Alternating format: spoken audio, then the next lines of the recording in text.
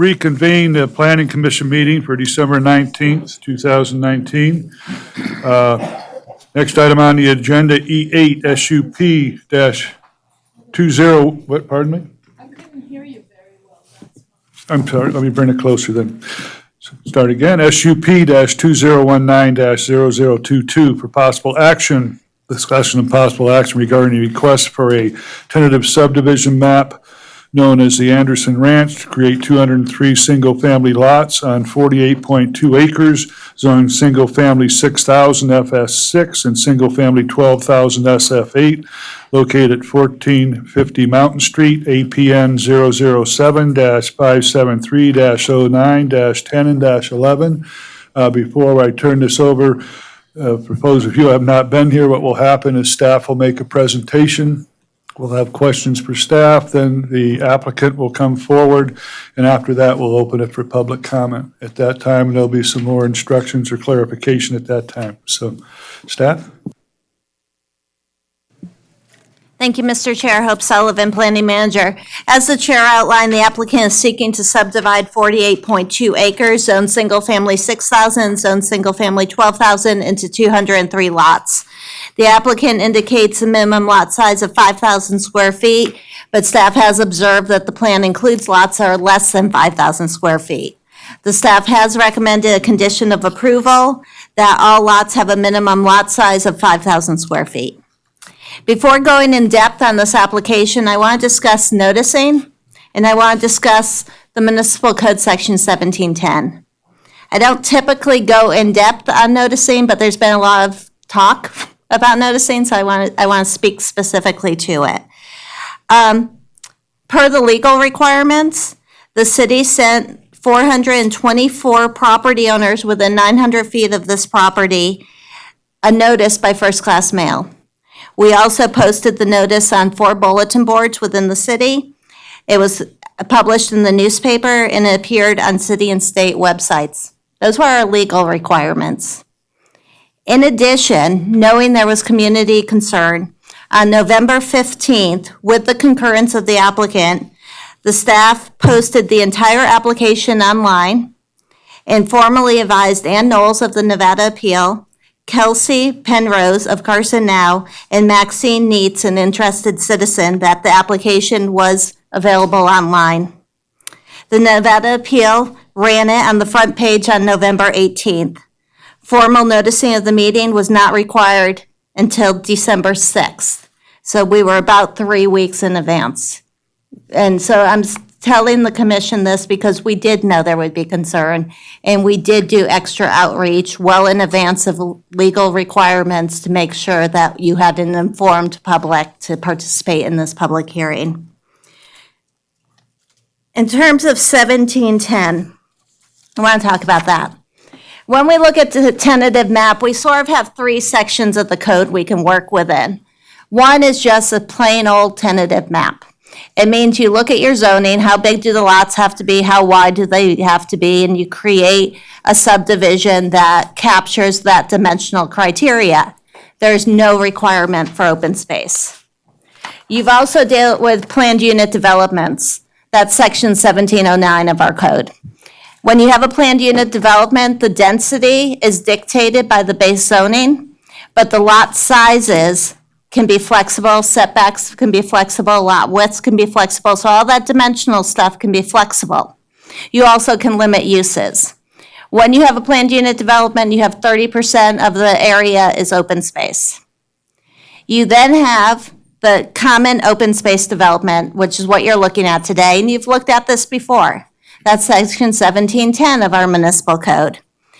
In that case, the density, like in the PUD, is set by the base zoning. So we look at our base zoning, how many units can you have? You do the math. In this case, it's 203. You get to have flexibility on the lot size, and you need to have 250 square feet of open space per unit. So in all 3 scenarios, your density is based on the base zoning. So this is not a mechanism to increase density. You can't do that. The common open space development was utilized in Schultz Ranch, which this commission has worked on, as well as the Bates Home Project over on Lil Lane. They use the open space section 1710 of the municipal code. So there's been a question about whether or not the subdivision before you complies with the zoning. It does. They're utilizing the provisions of 1710 as other developers have, and I'm sure future developers will. It's a lawful section of our code that developers may use. Now that I've gotten that out of the way, I'll talk to you about the project. Okay, so the subject property is comprised of 3 parcels. When considered as a whole, the property has frontage on Ormsby Boulevard, Mountain Street, and the following 5 streets dead end into the property: Lexington Avenue, North Richmond Avenue, West Sunset, Bolero Drive, and La Mirada. The applicant is proposing to extend all the dead-end roads into the development for vehicular and pedestrian access, as well as providing access from Mountain Street and Ormsby Boulevard. The applicant has proposed setbacks, including a rear setback of 20 feet. Of note, the rear setback for single-family 12,000, which is our base zoning, is 20 feet, and the rear setback for single-family 6 is actually 10 feet, unless you have a building height of 20, in which case it's a 20-foot setback. Since all lots will front the internal street system, no home will be closer to the adjacent property line than if they were utilizing this plain old tentative map, utilizing the setbacks of the zoning. When using the common open space development provisions, there is a requirement for adequate screening and buffering of the existing and potential development.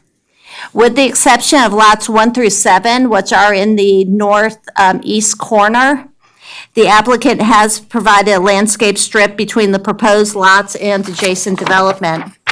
Staff is recommending a landscape buffer along the rears of lots 1 through 6, which I just pointed out, and on the side of lot 7 to meet the screening and buffering requirements. Due to the number of houses proposed, 1.7 acres of open space is required. The applicant proposes 7.96 acres. The staff is requesting an open space diagram at the time of site improvement permit to ensure compliance with the open space requirements.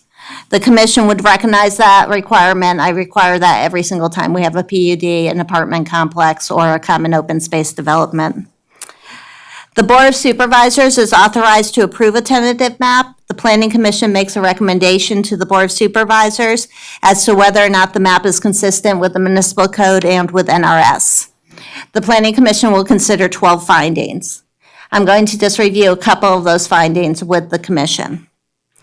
Finding number 4 talks about the availability and the accessibility of public services such as schools, police, transportation, recreation, and parks. I'm focusing on this because the commission is often concerned about what the school district's input is, so I want to highlight that.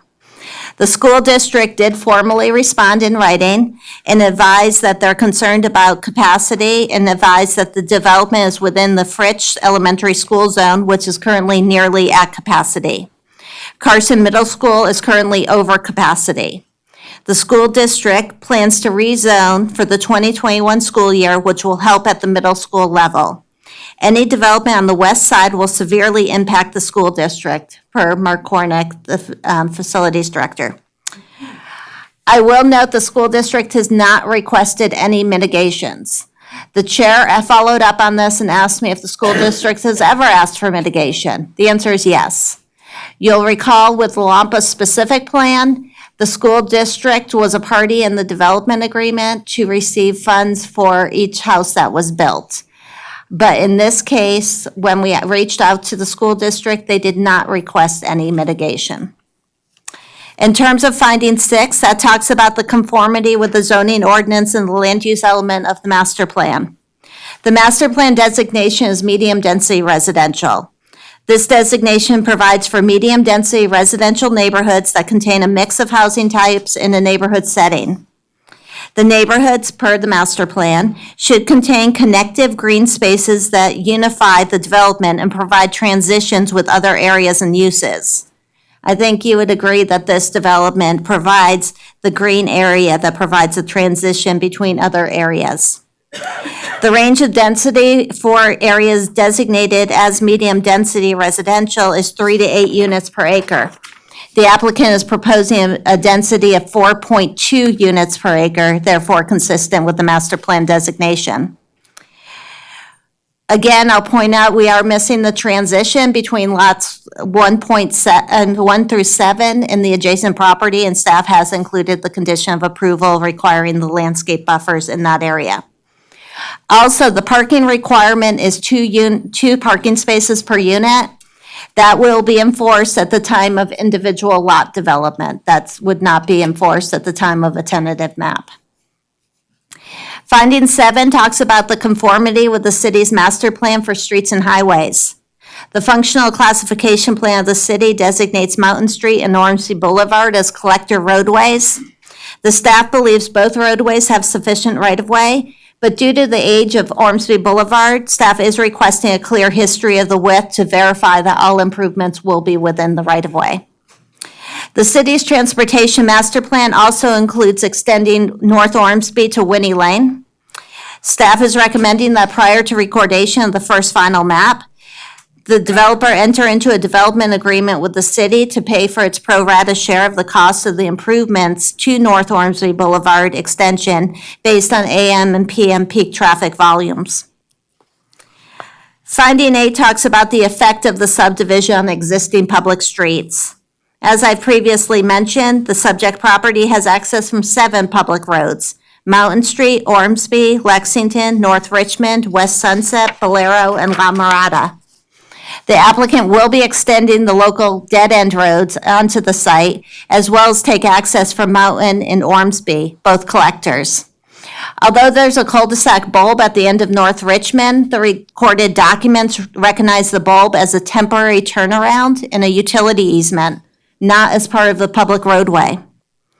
Staff is aware that there's community opposition to connecting these local roads into this development. It's staff's position that these dead-end roads were intended to serve the subject property. Staff agrees with the transportation report that multiple connections will disperse the project traffic through more intersections, avoiding a concentration of new traffic at any one location, allowing for shorter trips and providing better emergency response routes throughout the community. Finding 8 speaks to the physical characteristics of the land. There's been concerns raised regarding stormwater in the floodplain. The site does include areas designated as FEMA Zone AO, which is within the 100-year floodplain.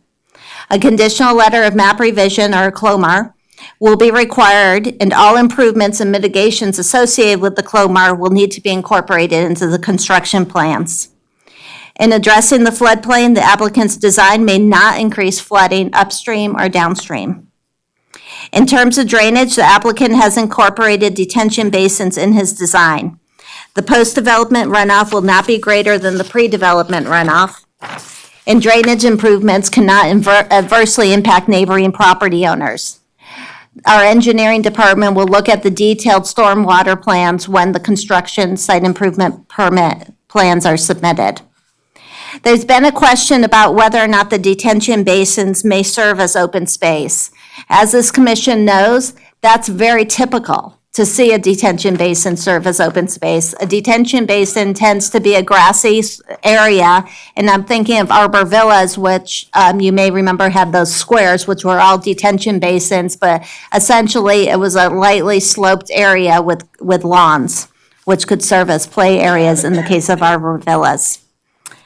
Finding 12 speaks to the recreation and trail easements. Staff is recommending neighborhood park improvements be incorporated into the existing Mountain Street trailhead, including a picnic shelter, signage, restroom facility, and parking lot maintenance. Staff is also recommending the 10-foot wide multi-use path with a 3-foot wide DG path connecting from the trailhead to Ormsby Boulevard, which is consistent with the Unified Pathways Master Plan. Staff further recommends that the multi-use path be extended to be a loop surrounding the development with an on-site multi-use path along the west side of the property and a 5-foot paved trail along the north side of the property. And those trails would be within the buffer areas that you see on the plans. This will allow the pedestrians to walk a loop, improve access to the open space area to the north, and formalize what could alternatively be an informal walking area. These improvements will be maintained by the HOA or a similar entity in perpetuity. In exchange for the developer building and dedicating these improvements, the city will enter into an agreement to waive the collection of the residential construction tax. I do want to clarify condition 32. Condition 32 is regarding the path construction and dedication.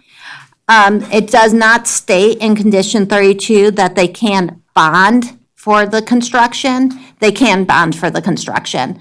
So I'll just suggest for the clarity of that condition that we indicate that they can construct or bond for that improvement prior to final map recordation. Staff is recommending approval with the 44 conditions of approval. I tried to give a broad overview, but I'm happy to go in more detail on anything. I would also ask that we call on Jen Budge, who's our Director of Parks, Recreation, and Open Space, to talk about this property and why the city's not pursuing this property as open space. Because that question has really come up, and I think it would be beneficial for everyone to understand what the city's position is on that. And after Jen has a chance to speak, I'm happy to answer any questions. Mike Rayleigh's here representing the applicant. And with that, I'll turn it over to Jen. Welcome, Jennifer. Thank you. Good evening, everyone. Mr. Chair, Commissioners, Jennifer Budge, Parks and Recreation Director. To just touch on the open space, I know we have a lot to cover tonight, so I'm going to try to be quick. When Vintage came forward, we evaluated preliminarily the property as far as the open space plan and the criteria in 2016. The property was identified in the open space plan as a potential acquisition site if a healthy irrigated pasture with healthy vegetation on site. The evaluation looked at flora, fauna, wildlife, cultural, historical significance, zoning, view sheds, and many other factors. There is wildlife present, but it doesn't meet the criteria for a critical habitat and isn't serving as a significant wildlife corridor. Although you will see, especially avian wildlife in there, you will see deer, coyotes, bears infrequently, but you will see some activity. But they don't stay because of the lack of habitat on site.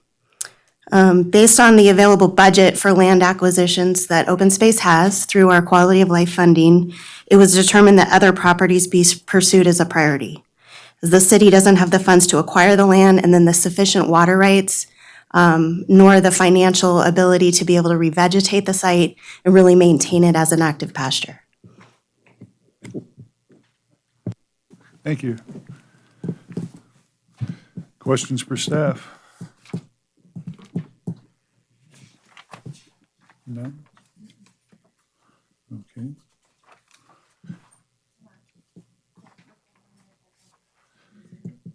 Mr. Borders? I have just a procedural question.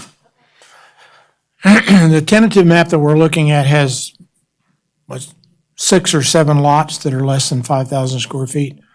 If the applicant accepts our requirement that they be 5,000 square feet or more, are we going to get a new map?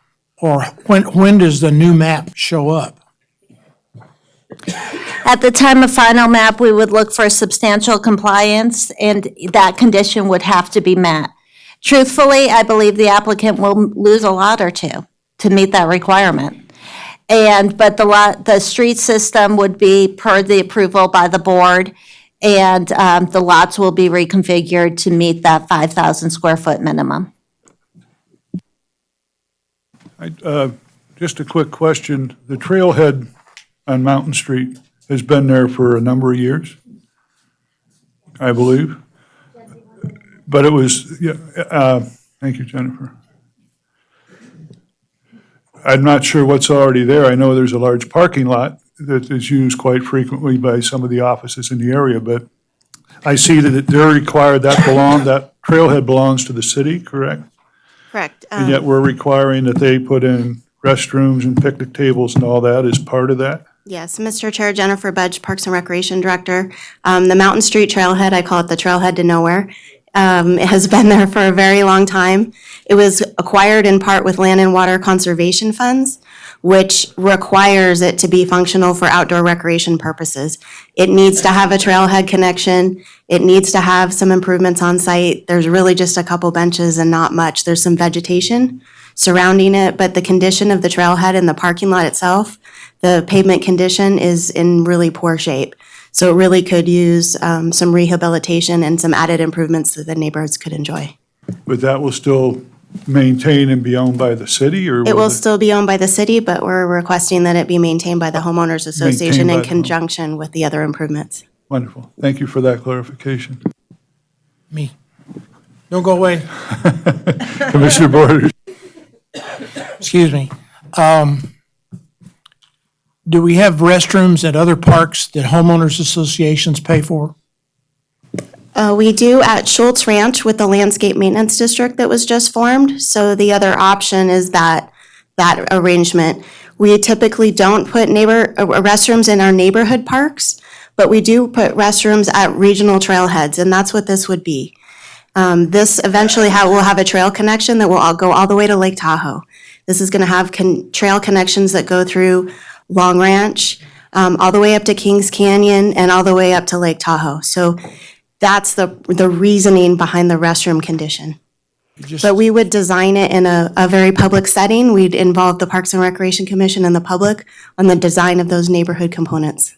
But it seems like some kind of a facility like that in the middle of town doesn't do anything but attract people that you don't want to attract there, not the people that are going to use the trailhead.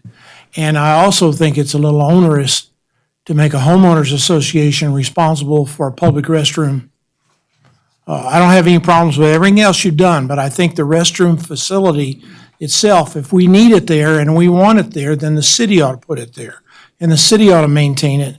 I don't think that the developer or the homeowners association, who's really going to pay for it, should have to do that. And I just think there's too many minuses versus the pluses. Now, if we're required to do it because of some federal grant and monies that we've spent, then I think we need to look at it in another way. But I just don't see us forcing a homeowners association into the restroom facility business. And having been in the medical business for quite a while, I know that parking lot up there is used largely by the hospital and other people, their staff, so they can open up their parking lots at their offices and stuff. So again, are they going to be forced to try to maintain the parking that it's only people using the trailhead or parking there? I think it's kind of onerous to put on, again, the homeowners association to enforce that. Just my opinion. Commissioner Preston. I think the other thing is, though, too, is also to make it responsible for the homeowners association to maintain the asphalt, because the asphalt has deteriorated, and it is not a inexpensive endeavor to bring that up to standard. So again, the question is who does that trailhead? If the trailhead has been there, it was given with basically, what is it, donated grants, funds? It was purchased with the Land and Water Conservation Fund grant with match from the city. Okay, and who's been maintaining it for the last, I know it's been there for at least 15 years. As far as the landscape, the Parks Department, so through the city has, but the parking lot itself has not received any maintenance.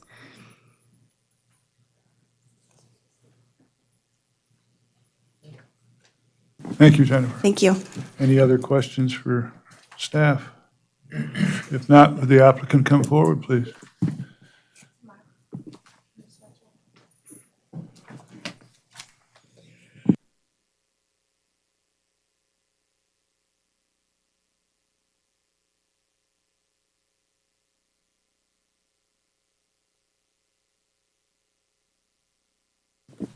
Good evening. For the record, Mike Raley with Christie Corporation. With me tonight is Scott Christie, president of Christie Corporation, along with Lauren Chilson with Headway Transportation, the project traffic engineer. I think Hope did a great job and a very thorough job going through the project and the findings. I'd just like to touch on a few points based on input we've received and make a couple clarifications. Just a quick overview. Hope did a good job. What I want to point out is that we do have the significant buffering on the north and south side. Just to give you a frame of reference, the buffer on the north is approximately 30 feet minimum and over 60 feet on the south side, to give you a perspective on the size of that buffer. As we mentioned, there will be a homeowners association. I can't emphasize enough that unlike the Vintage project, we are not proposing any changes to the zoning or the master plan. These are designations that have been in place for quite some time. And once again, we are not associated with the previous Vintage project. Site plan, which Hope presented. We did have a community meeting that we held at the Nugget, and that was advertised. We put out press releases to Nevada Appeal and Carson Now. And I wanted to highlight some of the big concerns that came out of not only that meeting, but individual meetings we had with surrounding property owners and phone calls and emails. The first was the detached path along Ormsby, to have the path around the entire perimeter, which Hope is included in her conditions. The buffering and the screening of the existing homes, I think based on what we have shown on our plans and the conditions, those concerns have been addressed. Obviously, Hope touched on the roadway connectivity, and Lauren is here to answer any questions you might have related to that. There was also concerns about height limitations for the perimeter lots for the existing homes and their views. And then no restroom at the trailhead. We heard from several neighbors that they didn't want that restroom there. We were asked for some additional intersection analysis. Lauren has completed that, and that is in your package as well. And also concerned that architecturally they want this neighborhood to blend with the existing neighborhoods. So as a result of those, as I mentioned, Lauren did do some additional counts, and I'll let him speak to that if you have specific questions on intersections. We are going to put in that detached pathway, which also will serve to accommodate the future V&T trail project. So that will tie into that. So it's kind of a double win, so to speak.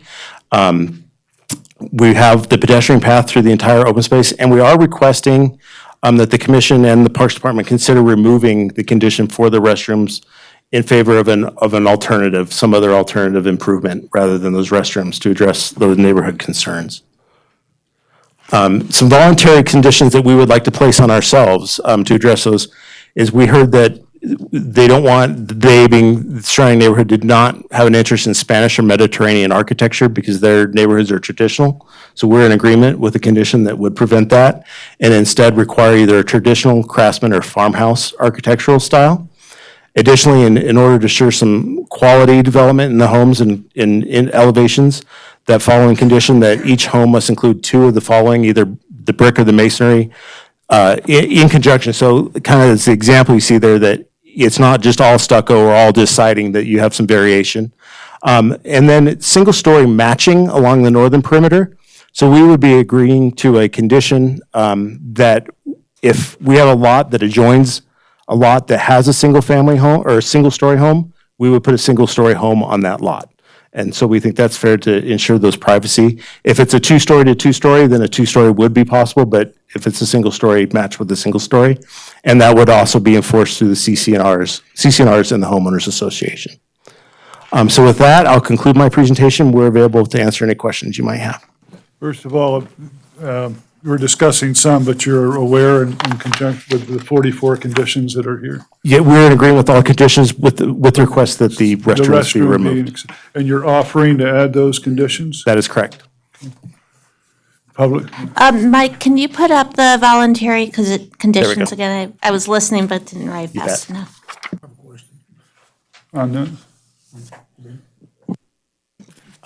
Do you have something you could say about how it's phased? How you're going to proceed with this development? You're not just going to throw out 200 lots and say, let's go build. Correct. So phasing will definitely be market-driven. It'll be based on market absorption rates. We anticipate it could all be done with one final map, but obviously you're not going to build all the homes at once. It's anticipated that we would work from east to west in terms of the phasing. and would the outside neighboring would be built along as you went east to west? Correct. You would like surround and do all those and then, okay. Correct. And the park improvements are conditioned to be done prior to anything, yeah. Commissioner Doors? Excuse me, Commissioner Doors for the record. So in response to the request to remove the restroom and potentially add different improvements, we received some public feedback from Ms. Aldine referencing an article that was co-authored by Supervisors Bagwell and Bonkowski this year basically, the essence of it is we can't afford to maintain our current road systems that we have, let alone add more. So I would like to suggest and ask if you guys would be agreeable, or if your client would be agreeable to taking out the bathrooms and adding in that the HOA maintain all of the interior asphalt and roadways. No,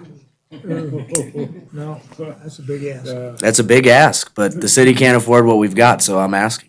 I think we're gonna end up with toilets on that one. I don't think we're in a position to put that burden onto the homeowners association. I think the dues would simply just be through the roof to do that. Through the roof is an adequate phrase for what it's gonna cost to maintain that roadway. With the HOA and that, they do their own plowing and stuff though, correct or not? No, that would be city maintained. The streets would be dedicated to the city, Right. just Same like like ours you would in are. a standard subdivision. When they're correct. done clearing everything up in the mountain, they might get to the side streets. Okay. Correct. Other questions for the applicant? Huh? Thank you.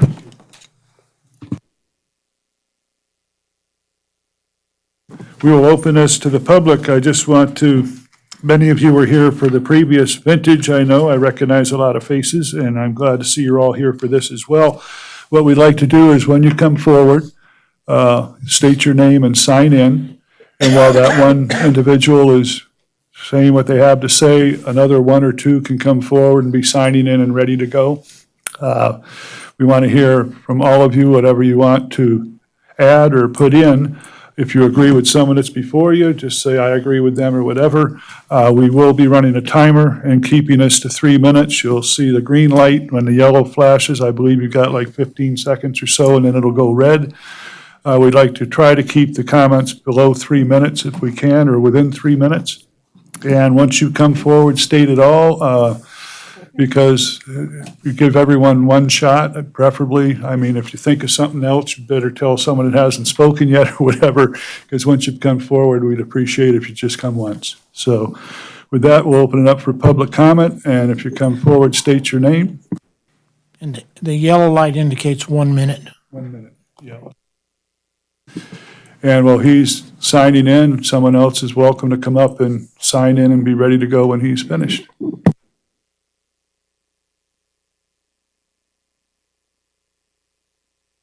Good evening, Commissioners. Jason Kuchnicki for the record. Thanks for hearing me tonight. We live on the northern property border, right adjacent to the proposed development. So I just wanted to express some concerns that we have with respect to safety, privacy, and preservation of views and associated property values. So, we're typically advocates for having a trail system. Matter of fact, one of our favorite developments in Carson is the Long Ranch Estates. They have an awesome trail network there. Those trails are about 75 feet wide, the buffer, which is plenty of space, no invasion of privacy. They're secluded. It's great to have trails near you, when you get home from work. In today's society, when we're on the go all the time, you need some place to get to quick, go for a walk your dog, etc. So we typically support that, but in this case, the 30-foot buffer just isn't adequate. I went out and measured our house today. Literally, the corner of our house is 10 foot from the property line. 10 feet. So that's not enough space in my book. It brings up, privacy issues and security, as well as affecting the property values, honestly. So, we have a 3-foot fence as well, so that even, heightens that issue for us. So I don't want to just poke holes in this. I'm here to offer some solutions. So how would we get there? Well, I did hear that the detention basins is an applicable use for the open space. In my opinion, I feel that goes against what the open space ordinance is meant for. It just goes against the spirit of it. I mean, who wants to play in a detention basin? That space, I would recommend getting rid of that. And if you did that, you could increase the buffer on the northern boundary. Also, I mean, just listening to this whole trail network, the connectivity to Lake Tahoe, let's face it, that's an outdated concept. Nobody's gonna go from that trailhead to Lake Tahoe. The people that are gonna use that are gonna be the local residents and the people that work there. That's who parks there now. So I would suggest that in order to make things fair, we pinch the buffer down on the southern end, increase the buffer on the northern end, because that trail is just gonna be used for residents in that area. That's all it's gonna be used for. Everybody else is gonna use the trails behind the college, or they're gonna drive up Kings Canyon and park there, go to Tahoe if they want to. I see I'm getting short on time. The only other things that I would like to mention is that the single-story matching along the northern perimeter, that speaks to my issue about the property values. You know, we have a nice view right now, and that adds to the enhanced property values of our property.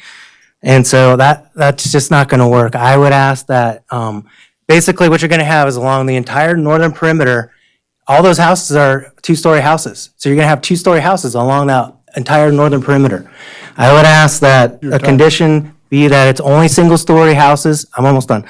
Only single-story houses along that northern perimeter. And I would ask that a limit be put to 20 feet high. Our house is a two-story house and it's about 24 feet high. So about 20 feet high if it's gonna be a single-story house.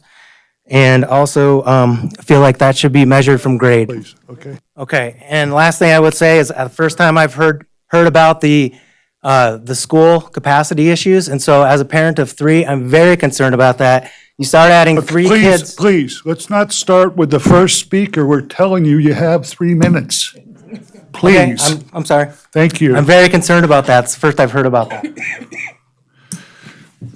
Sorry.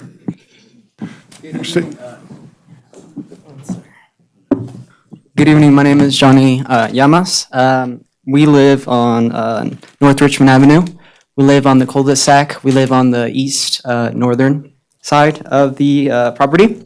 Our only concern is due to the street being a cul-de-sac. I looked into see some of the files that were uploaded, such as the traffic impact study. So here it states that the access to the project site is proposed via 6 roadways, those being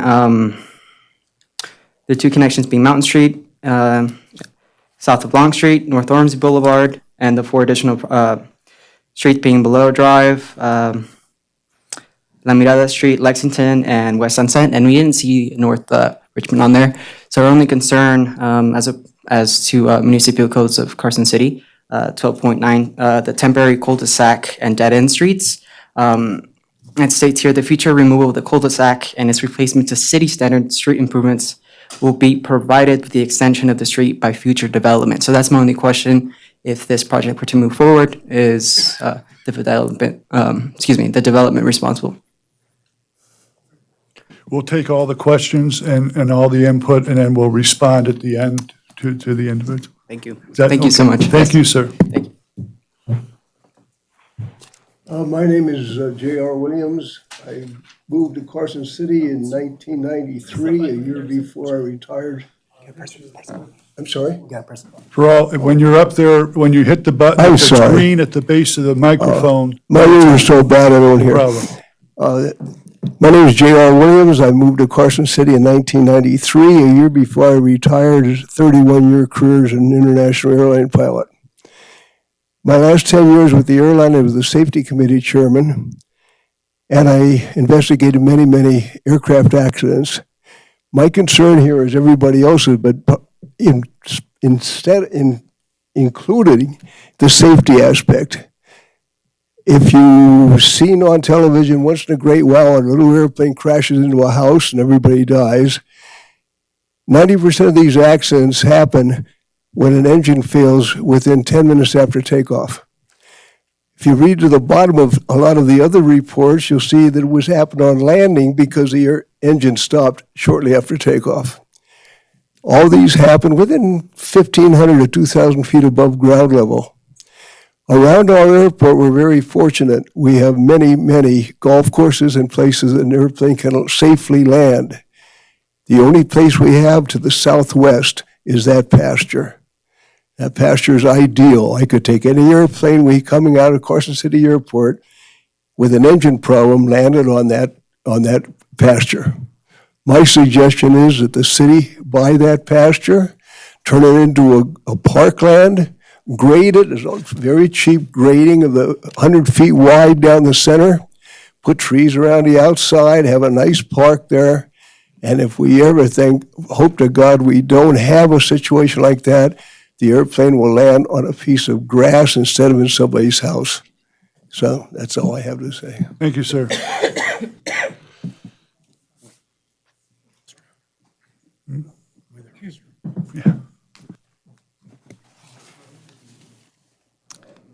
My name is Eric Reed. I'm a resident on Lexington Avenue.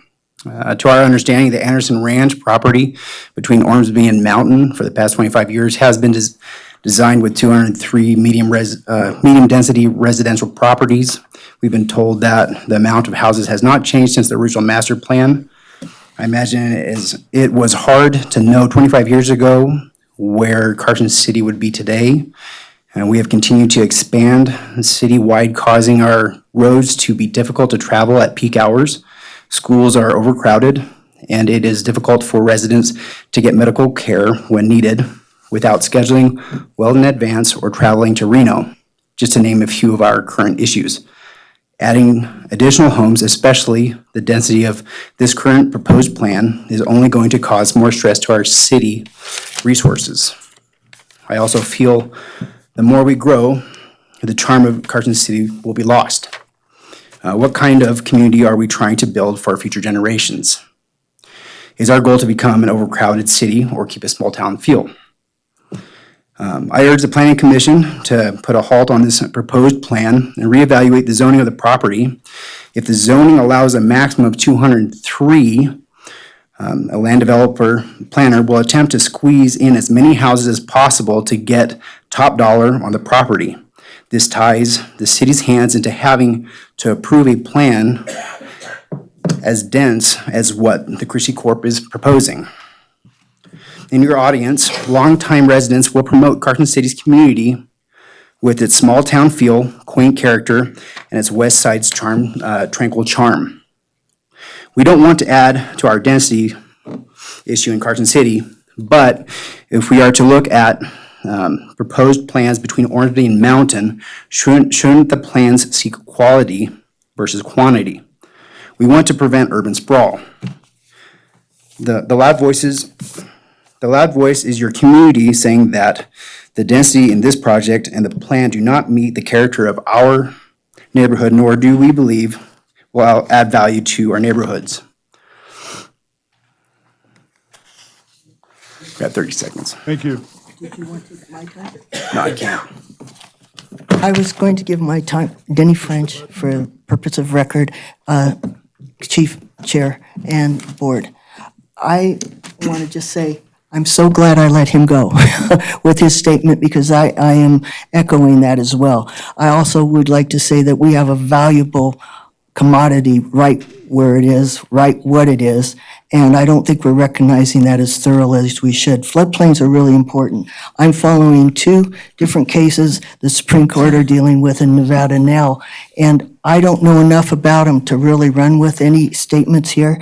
And but the main thing is that if we open up places that are really not prepared as far as their location or the circumstances, water table, flood situations and such, we're going to end up as a community not only putting those people that we allow to build there and live there in jeopardy, but we're putting ourselves in a liability status that I believe would be tremendously hurtful and painful to the community. The fact that our schools are at a full gauge situation now, what quality do we have unless we're really looking to just have retired folks with no children move into these facilities, which would have to pretty much be because most of them won't be affordable by most of us. So my concern is that we're not taking what we have and really cherishing the considerations that it provides us. Floodplain, wetlands, natural habitat throughways, maybe not stop-ins, bears, coyotes, and other wildlife. we're just closing ourselves out of the things that really make us the community that we are. And extra traffic and extra kids, great.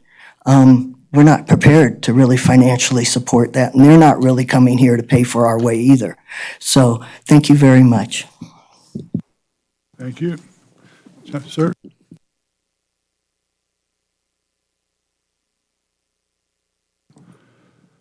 It'll be green right at the base of the mic when it's on. There you go. Yes, am I on yet? Technological expert. My name's Guy Farmer. I've been a Carson City resident since 1962. I've been friends for several years with the former and highly respected city supervisor, Shelley Aldine. A letter she has just written to Ms. Sullivan has been mentioned, but Shelley asked me to read this letter into the record, which I would like to proceed to do. And it's Dear Hope. As a former member of the Carson City Regional Transportation Commission, I am well aware of the challenge the city faces with respect to maintaining its current system of roads in a condition that is acceptable to its residents. Supervisors Bagwell and Bonkowski, in an article they co-authored in June of this year, lamented the condition of our 676 miles of existing paved roads, the estimated $100 million required to elevate the system to an acceptable condition, that is 70% of new, and the estimated $15 million required for adequate annual upkeep.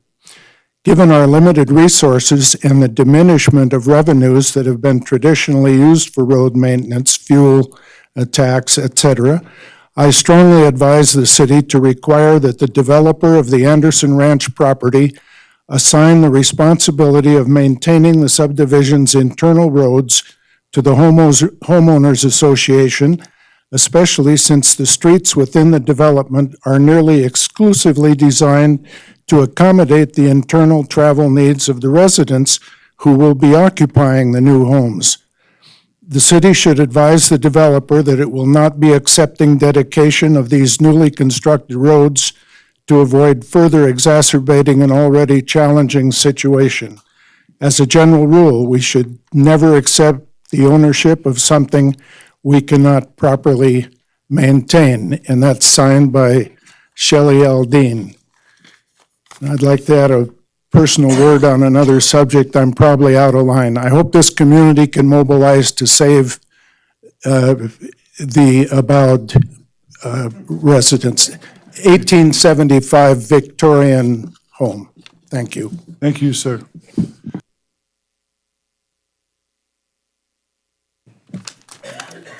Hi, my name is Mickey Reed for the record. I'm a Lexington Avenue longtime Carson City resident. And I'm here to talk to you a little bit about what we heard today regarding the school overcrowding. The school district may not have seeked mitigation for the overcrowding. However, the voice has been heard. We should understand that these schools are overcrowded and it is affecting our school district and our students who are our future. We should be taking that into serious consideration and holding off on developing this property until we have the proper things in order for our students. I wanted to also talk about Lexington Avenue. It is a cute little road. We've moved there just about 2 years ago onto that street. It is currently, as the others are, dead ends. My child likes to go out and play and enjoy the traffic flow that we have currently, which is 2 to 3 cars per hour. So I understand that if we open up these property to residential, they need an exit area. So I just wanted to take that into consideration. And then I just wanted to make sure that our voice is heard as a community. I know you guys are going through the process of having this public meeting, but that our voices are really heard and that you're understanding the density is of concern to your community. So thank you very much. Thank you, ma'am. Good evening. Oh, am I on? I think so. Hi, for the record, I'm Leanne Sarum, and I'm a native Carson City resident. My first concern, I think you guys got my letter, hopefully. My first concern is timing of this proposal. I am distraught that it seems like a purposeful tactic, I'm sorry to say, to have us be involved in this so late during the holidays. I mean, when we first heard about this, it was mid-November.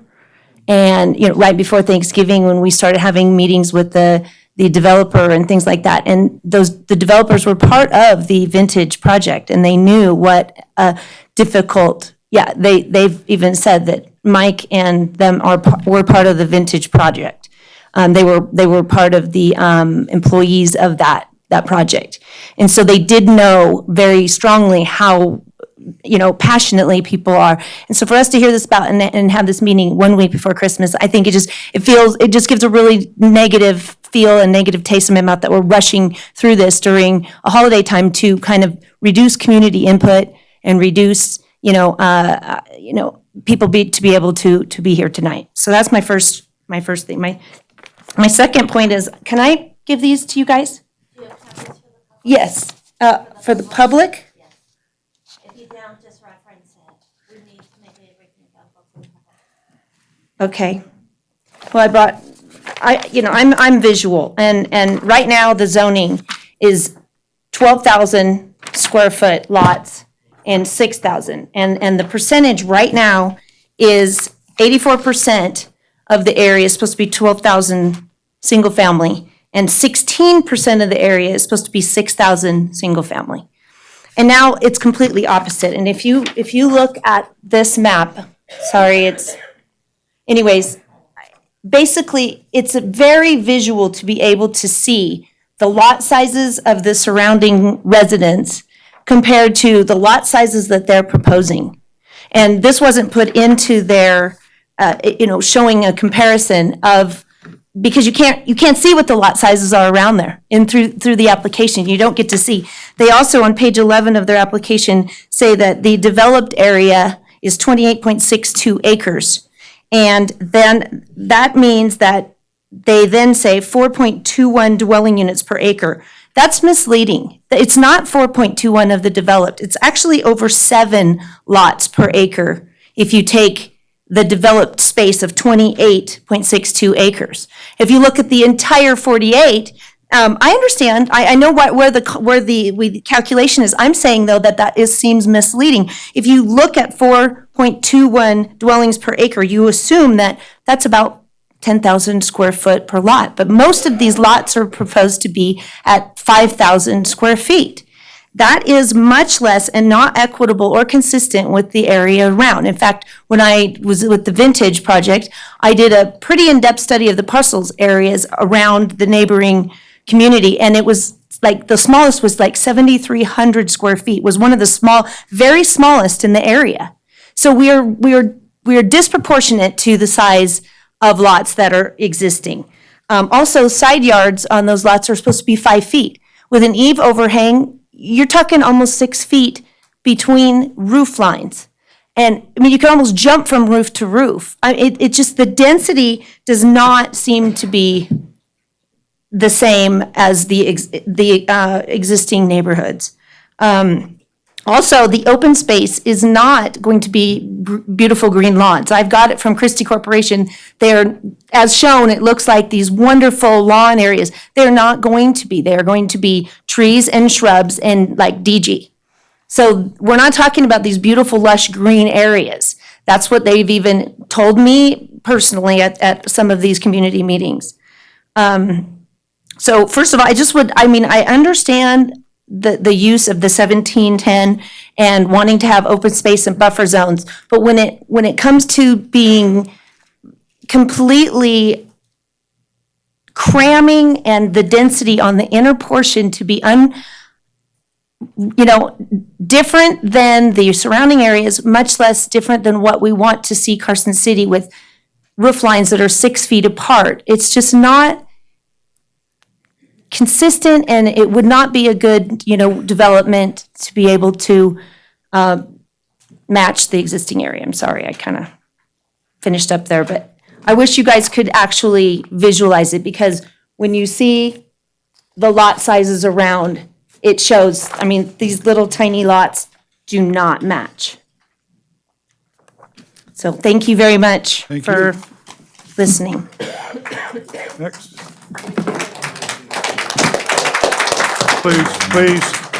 Please. let's hold the applause till the end or something if we want to. Just slows things down. Thank you. Thank you, sir. Oh, okay. My name is Betsy Strasberg. I live on Tahoe Drive with a common fence with the Anderson Ranch. I fully support what Lee Sharam just said. The tentative map does not match the nature and characteristics of the neighborhood. My house is on a 10,000 square foot lot, single-story brick. And when we went to the community hearing, Mike Riley told me and told others in the meeting that the inside, the middle section of that development is going to be two-story, with only the houses on the perimeter is going to be one-story. I did not see that in the application at all. When I asked Mike Riley about the height limitation, I didn't see any height limitation in the application. He said that the single-story homes will be 18 to 24 feet, and the two-story homes in the middle is going to be 24 to 34 feet. That means that if I'm standing on the bottom of my garden, I will see the rooftops of the double-story homes beyond the rooftops of the single-story home. That is not feasible in any part of the west side of Carson City. We bought homes in Carson City on the west side to enjoy the unique charm and quaintness of that neighborhood. It is not in the historic part of Carson City, but it's at a stone's throw from the historic part of Carson City. So to build a monstrosity in the middle of a neighborhood seems totally unlike why people come to Carson City, why people dream of being on the west side of Carson City, and why they stay generation over generation in that part. They purchased that house to give it to their next generation. And by doing this development, will take away value from our house, which is totally unfair. I urge the Planning Commission to put a hold on this application so we can determine how we can accommodate development in our midst and still retain the culture, the neighborhood quaintness that we have so much loved in this neighborhood. Thank you so much. Thank you, ma'am. Can we refrain from the applause, please? And just keep this meeting, thank you. Why? Good evening. Jim Reed, resident at 141 Plantation Drive. I want to come to you as a person in public safety for more than 20 years. One thing that really got me was when I read the traffic study that there wasn't a lot of traffic and no sidewalks would be needed. I can tell you there's traffic in around Ormsby Road all day, runners, walkers, dogs. And I did have a brief conversation with Mr. Christie that they're willing to, put in a sidewalk, within their affected area. Well, then I'm going to put it back on the commission and the city. I know it's going to cost money, but to continue that sidewalk all the way around. The increased traffic, it's a danger as it is right now. But the increased traffic going both ways to the school and back around Winnie Lane, there's a saying, if it's predictable, it's preventable. I can tell you, I'm not saying it's going to cause or relax every accident, but it might reduce it, just having some curbs and gutters in there. And then the second action, I know we said, the drainage coming out of Ash Canyon won't be affected. Well, having been working in city government, I can tell you they can engineer as much as they want. But when we have that 100-year flood again, it's going to come back on the city to take care of those roads because the developer is going to be out of here. When that place is built out and the water basins or whatever they're going to build doesn't work out, that cost will come back to the city. So, thank you. Thank you, sir. Others that want to speak can come forward and be signing in while this gentleman approaches. Good evening. My name is Richard Nagel. I live on Tahoe Drive, the last house on the east side of Anderson Ranch Estates. Traffic study says 1 car per minute, which is a significant increase for anyone who lives around the Mountain Street and its feeder streets. Statistics may not raise any concerns in Reno, but we are in Carson. We are proud to be here. The other thing I wanted to address was the taxpayer burden. No one has shown how much more costs will be borne by Carson City taxpayers. Roads inside the development should be paid by the HOA, not the city. No other neighbors will be driving on those streets. If you look at the way it's done, it's out of the question. The school board is operating at the moment on a $2 million deficit, even without incremental students from the development. Again, that we're overcrowded, it's on a $2 million deficit, again, and you're gonna figure maybe another 200 kids coming into that school. Okay, you got 200 units, right? Probably one kid, some will have 2, some will have none. Okay? The other thing I wanted to talk about is who will be paying the school bonds? What about increases to the sheriff and fire department budgets to accommodate for that? The application says the HOA will pay for landscaping and open space. Just a point of fact that after the torrential rains in 2017, houses in the Evergreen neighborhood of San Jose Bay Area were flooded because the HOA did not clear the mud and vegetation from the culverts for the drainage there. It was the city who was faulted for not warning the neighborhood about the floods and had to pay the flood damages. Carson City may take preemptive steps to prevent this from happening, but it is another unnecessary cost to the city. I respectfully urge the Planning Commission to reject this application for further analysis and accommodations to retain the character of the neighborhood that we love so much. Thank you much. Thank you, sir. Yes, ma'am. Hit your button and it should go green. There you go. There it is. Dixie Jennings Teets, Lexington Avenue. I was involved during the vintage time. Some of the people I know didn't come tonight because they said, well, they didn't listen to us then. We hope that there's open ears and people are listening this time. The first thing I want to mention is the Washington Street and the traffic studies that have been done. We know they've been redone in this last week. I hope that all of you know that today there were trucks and stop and slow signs all the way on Washington, and all of my friends have been avoiding Washington for weeks. So I think that those traffic studies you have are not accurate for ongoing times. The second thing is, it's often been said that the density just has to do with the zoning of the area. And so my question is, isn't it possible to do less density rather than what it's zoned for?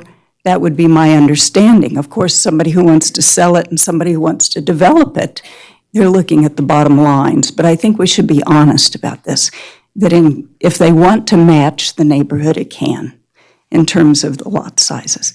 And then the third thing, it's just a comment that got left off of my letter because I'm sure it sounded more emotional rather than rational.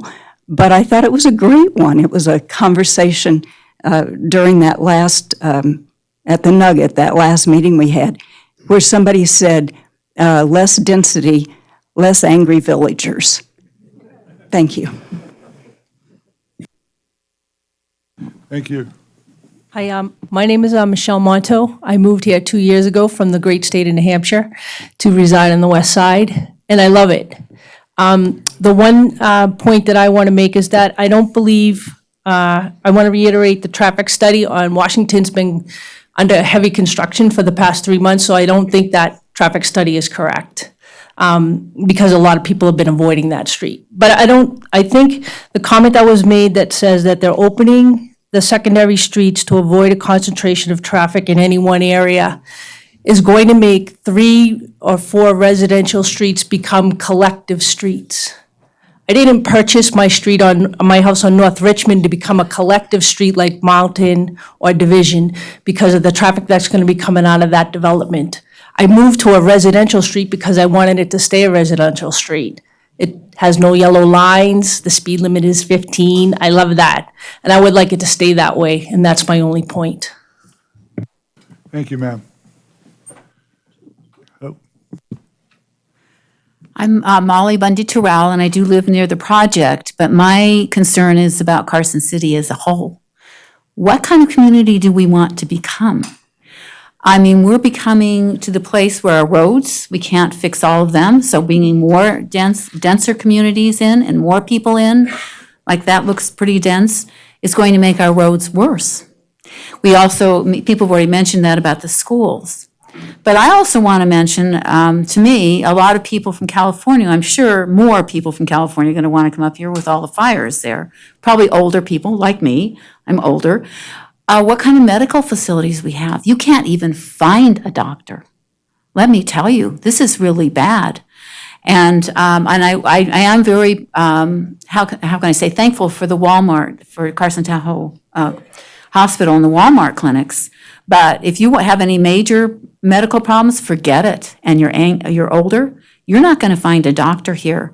And I think we need to slow it down. I think Christie Corporation did the best what they could do, but what are we doing with our community? This really concerns me and should concern all of us. So anyway, I want to thank you for listening. Thank you, ma'am.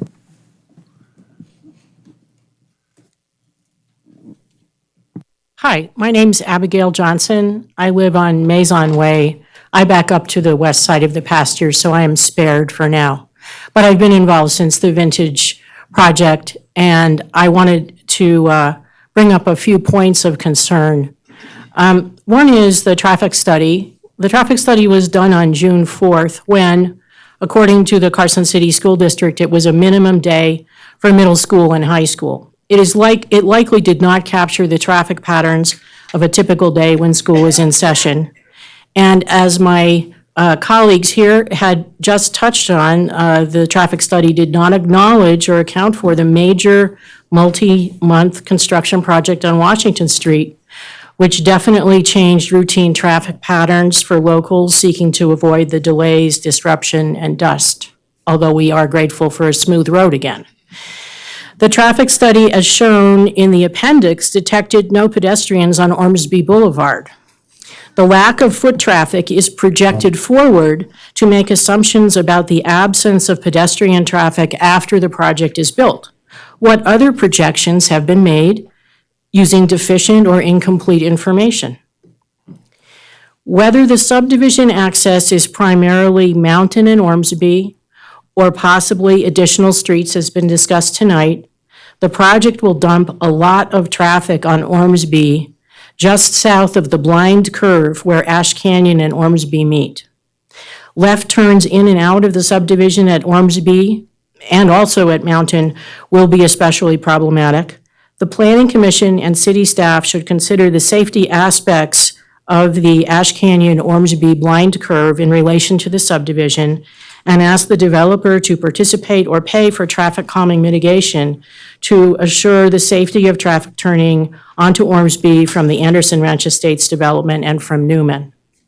I would have expected that to be one of the conditions that you can be considering tonight. I think there's a process issue here. I understand what Ms. Sullivan said about letting the public know in November about a project that would be heard in late December.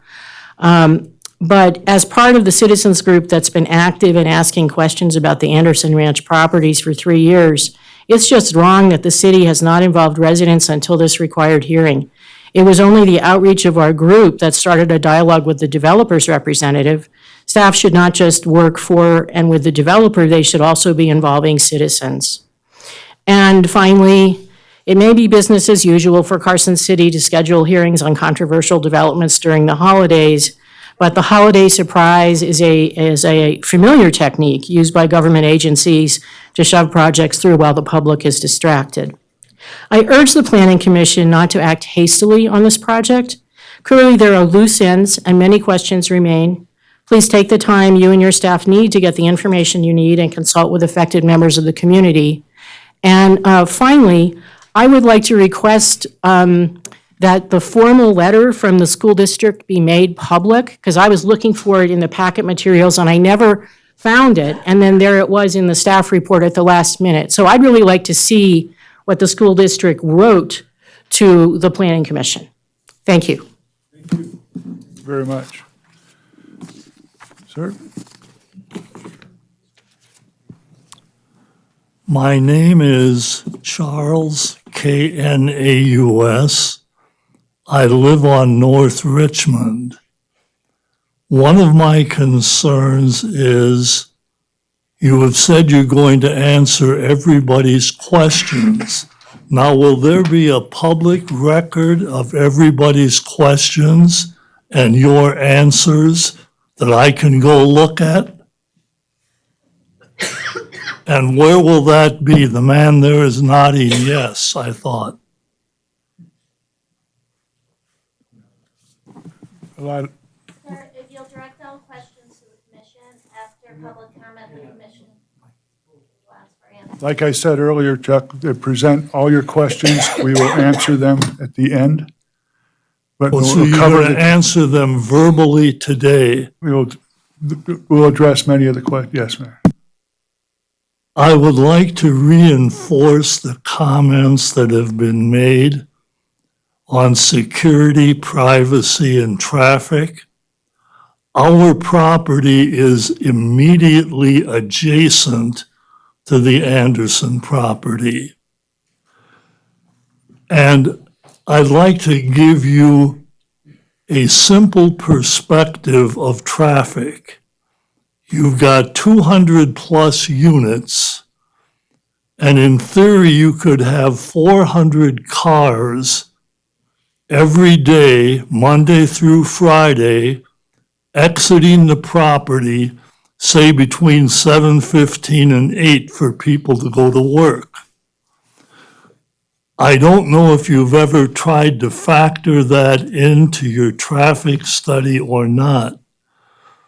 Now, for traveling down Richmond toward Washington and turning left on Washington,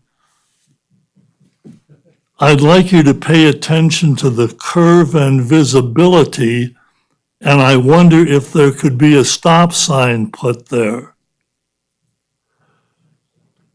So that's about my comment. I don't know if you had me properly on the timer or not. He's got 44 seconds. How much? He's got 44 seconds. Oh, Whatever, Chuck. in watching the Washington DC proceedings, I yield my time to the next speaker. Unfortunately, the green and yellow light are working, the red isn't. So when you see the yellow, we will have to tell you when the red light is on. Yeah, it's gone twice. It goes yellow and then it just nothing. So go ahead, sir. The speaker appreciates the gentleman. I had several points that I wanted to make, but I'll pass on those because I think they've been adequately touched on. My name is James Pincock. I live adjacent to the Anderson property on the west side of Ormsby. I agree with what's been said about density and lot sizing. It seems unreasonable.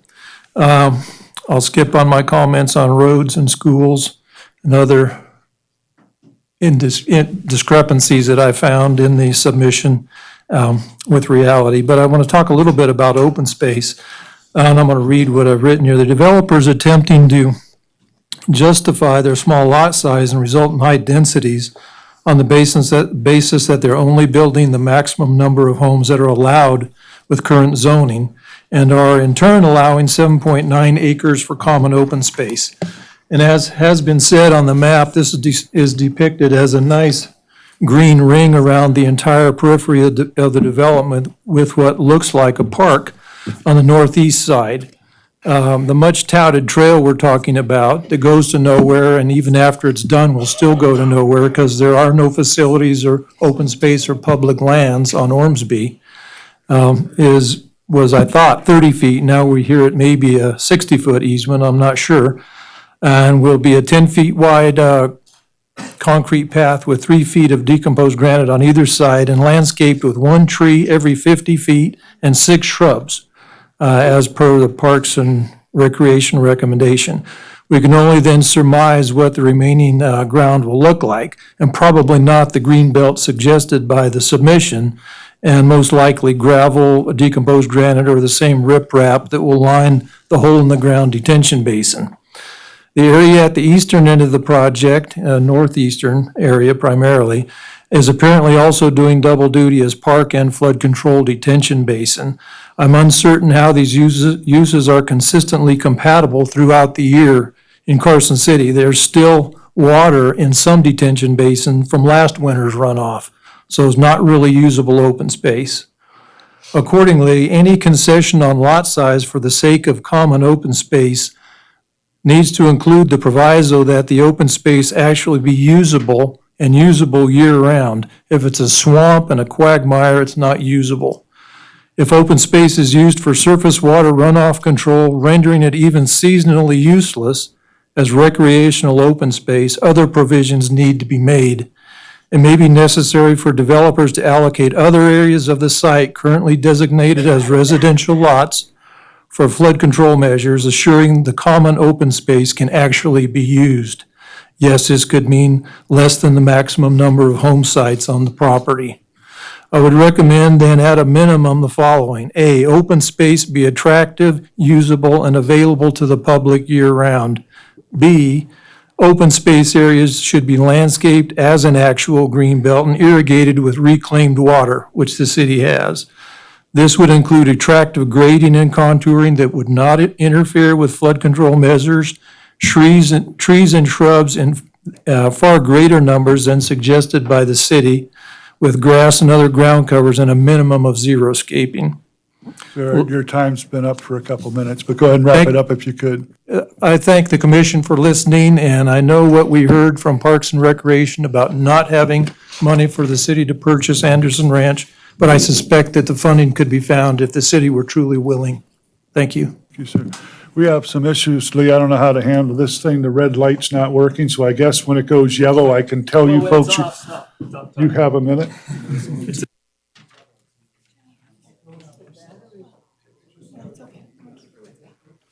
Have her just stand right here.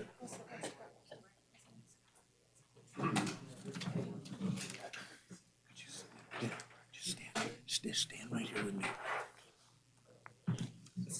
Here, sign your name.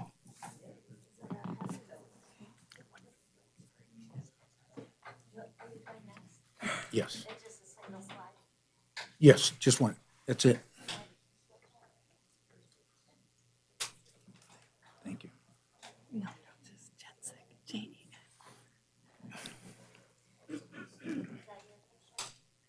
Come up. Is that the right picture, Dad? Yep. Yes, yes.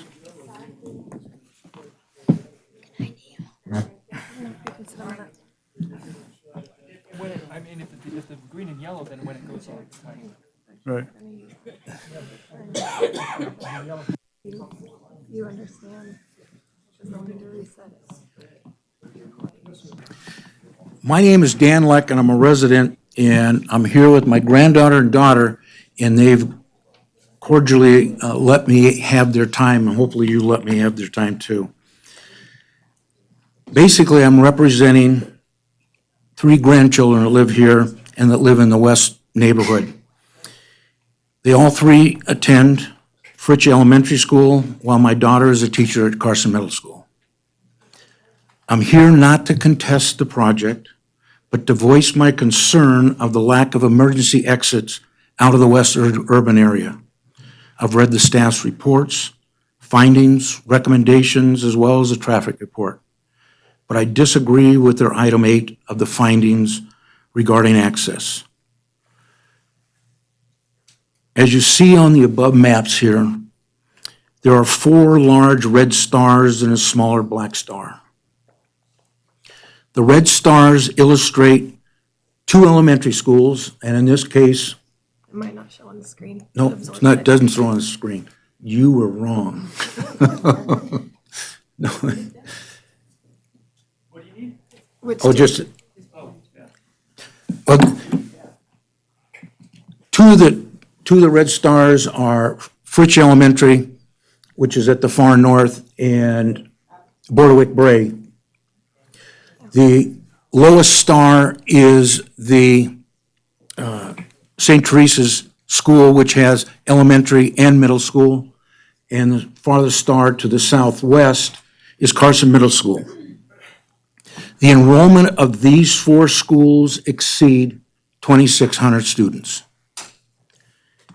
If there were a catastrophic weather event, fire, flood, or earthquake, most likely it would be very difficult to not only evacuate the existing residents, but the 2,600 plus students that attend these four schools, as there is only one direct north-south minor collector street that services the west side of the West region, and that's Mountain Street. Note, Ormsby Boulevard does not intersect with Winnie Lane, but if there were a fire or a flood event, and if it came out of the Ash Canyon area, in order to access Winnie Lane off of Ormsby Boulevard, you would have to drive toward the fire or the catastrophic event. The data presented to their board in their packets does not address any of these concerns, which I believe are health and safety issues impacting the community. These tragic events are very real today and should be considered when evaluating any project. The Kings Canyon Waterfall Fire of 2004 and the Carson Middle School weapons lockdown some 4 years ago are two local events illustrating catastrophic conditions.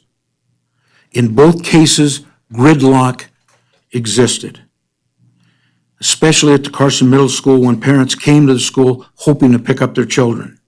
If a tragic weather event took place today, a flood, fire, earthquake, the entire area would most likely be a gridlock, as the parents of the 2,600 students will be coming into the neighborhood while the existing residents will be attempting to exit.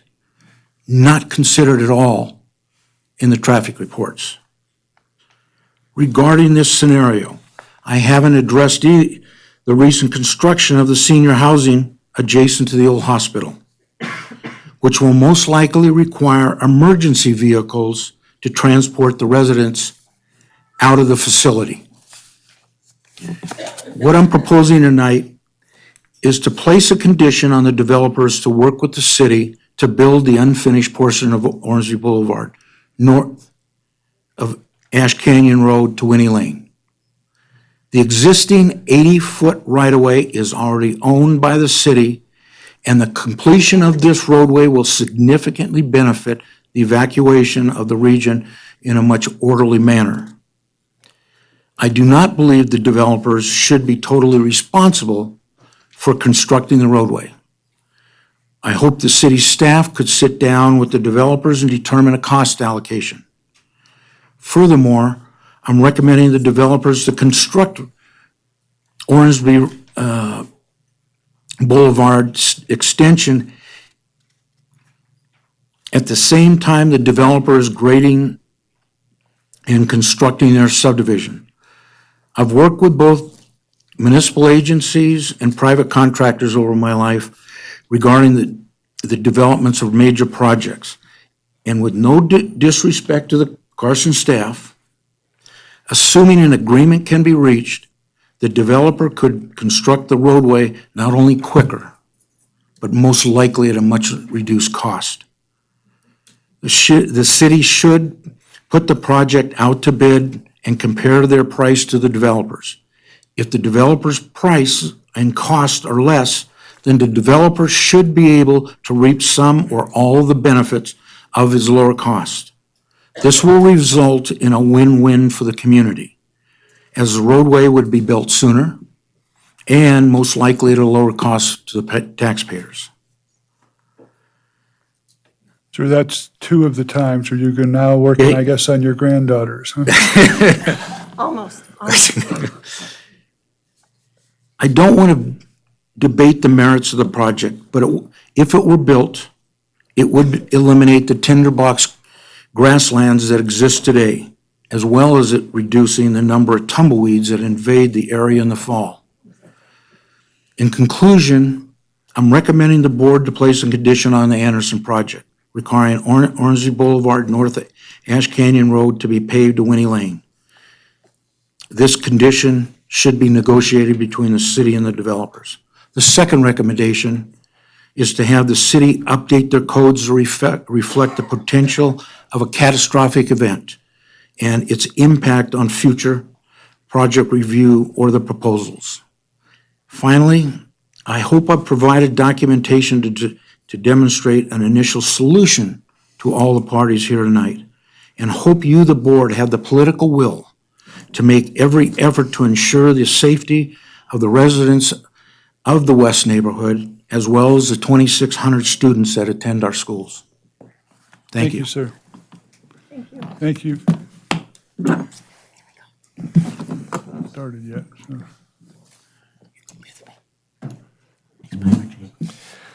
Good evening. My name is Patrick Anderson. I live at 1502 Mountain Street, which is the half-acre lot in the northeast corner of the project area. I'm actually here to urge you to approve this project. I feel that the developer has been very responsive to the concerns that were voiced during the Vintage proposal. There was a lot of talk about not wanting commercial activity, not wanting the assisted living component. And I believe that this team has come back with a project that is entirely residential, entirely consistent with the surrounding neighborhoods. Please, let's be polite. We are all being polite to you folks.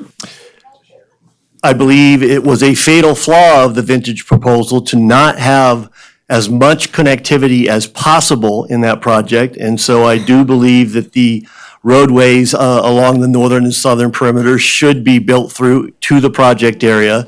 You simply cannot have enough connectivity when it comes to moving people out should an emergency occur.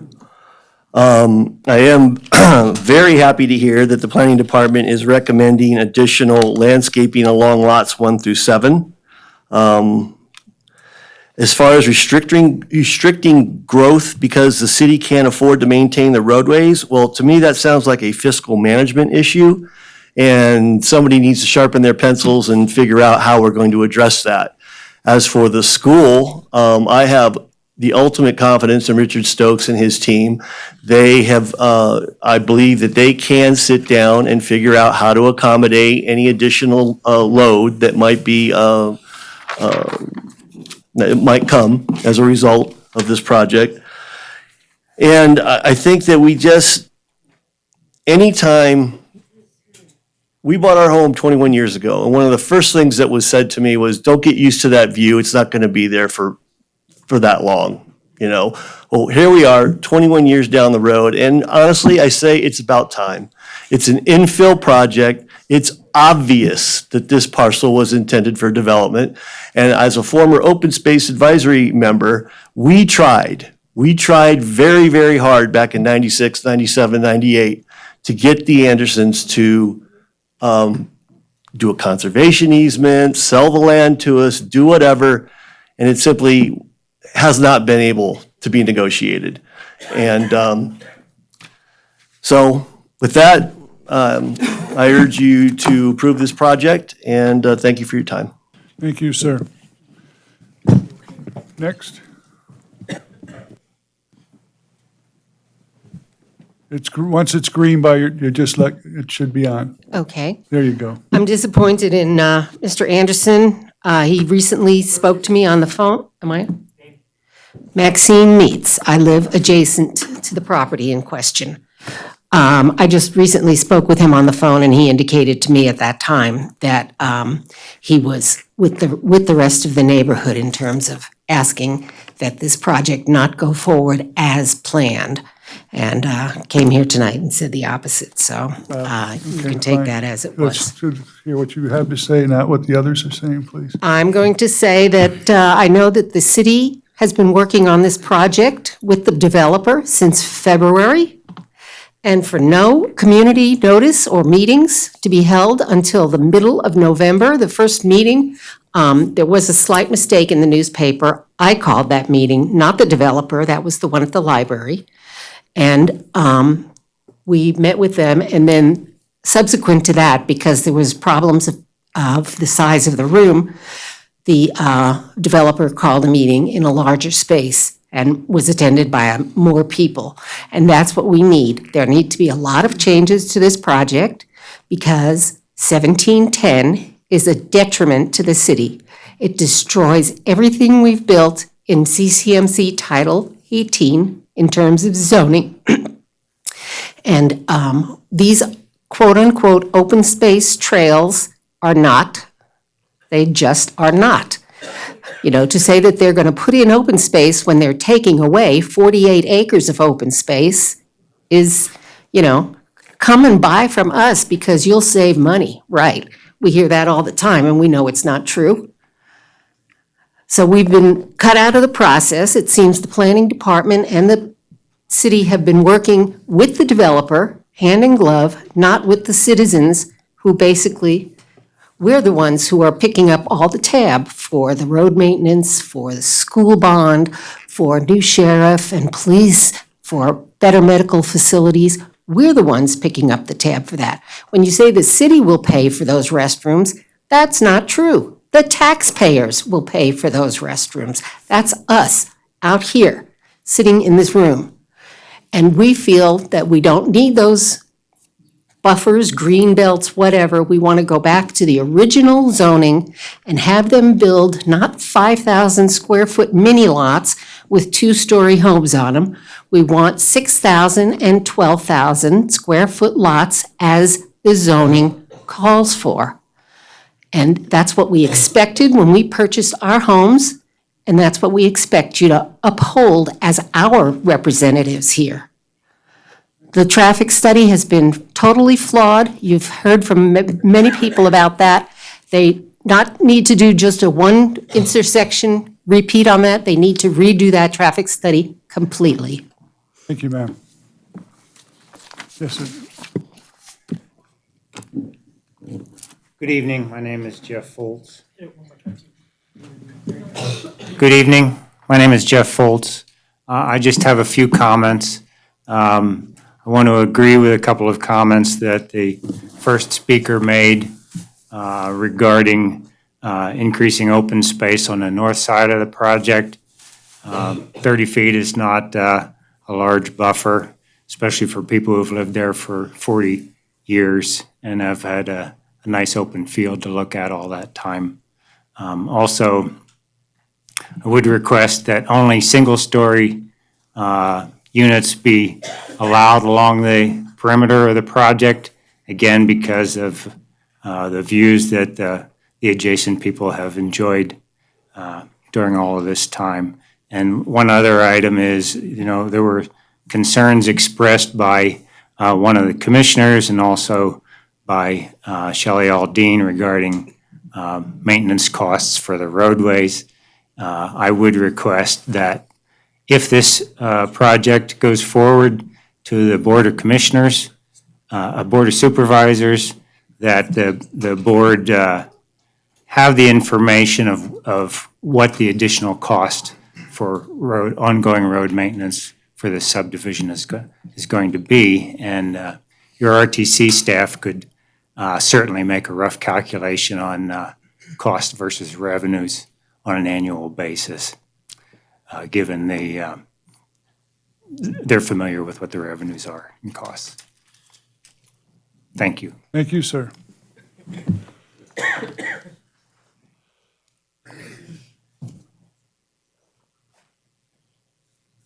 Okay, any more public comment? We will try to address some of these items. A couple I can take, I noticed they mentioned the Richmond cul-de-sac a couple times. That was addressed. That was never a cul-de-sac. It was a turnaround at the end of that road, temporary bulb or whatever it was called to be able to handle that. As far as they mentioned the road being punched through from Ormsby to Winnie, term number 25 addresses that they will be putting in their share to pay for that. As to the time frame when that may go in, staff may have a better idea when that might happen.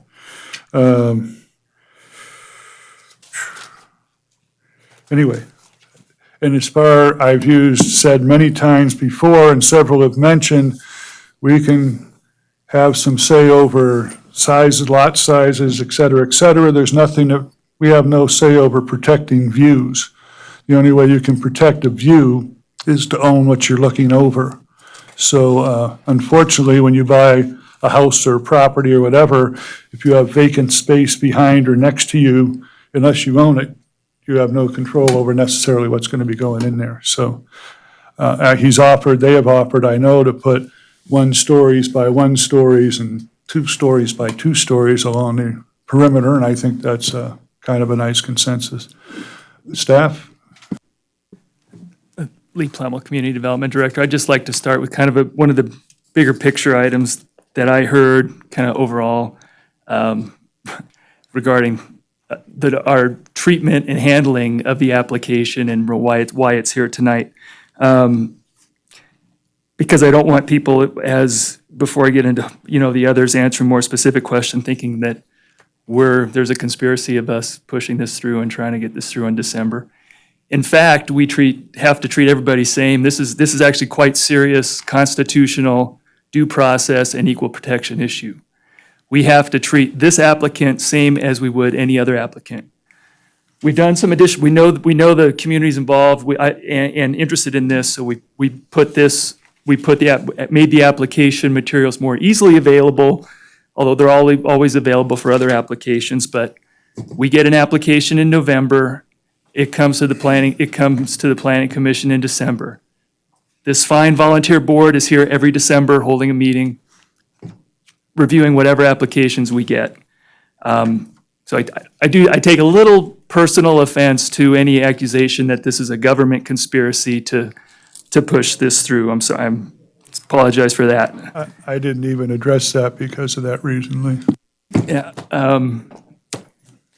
And we work closely with the district attorney's office on that, and even with noticing, we have wider notice than is required by NRS, but we do it consistently, and we are not permitted to go beyond that, and again, treat some applicants different than others.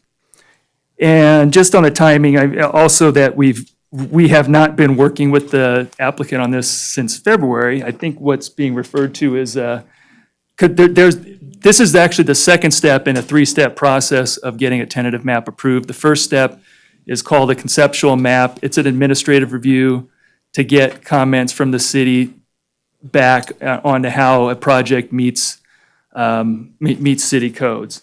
Then the applicant goes away, in this case apparently from February to November, and they come back in November and give us an application, and then we're to the point where we're processing this application now. That's all I wanted to mention on the timing and process. Hope? Okay, in terms of shifting the buffer, Jason, you had suggested that. I'll defer to the applicant on their reaction to that, and the commission, the staff doesn't have a comment. There was a comment about Richmond in the original traffic report. There was a supplemental traffic report that was distributed as late material. And as the chair said, that bulb at the end of Richmond was a temporary construction bulb. It's not public right-of-way.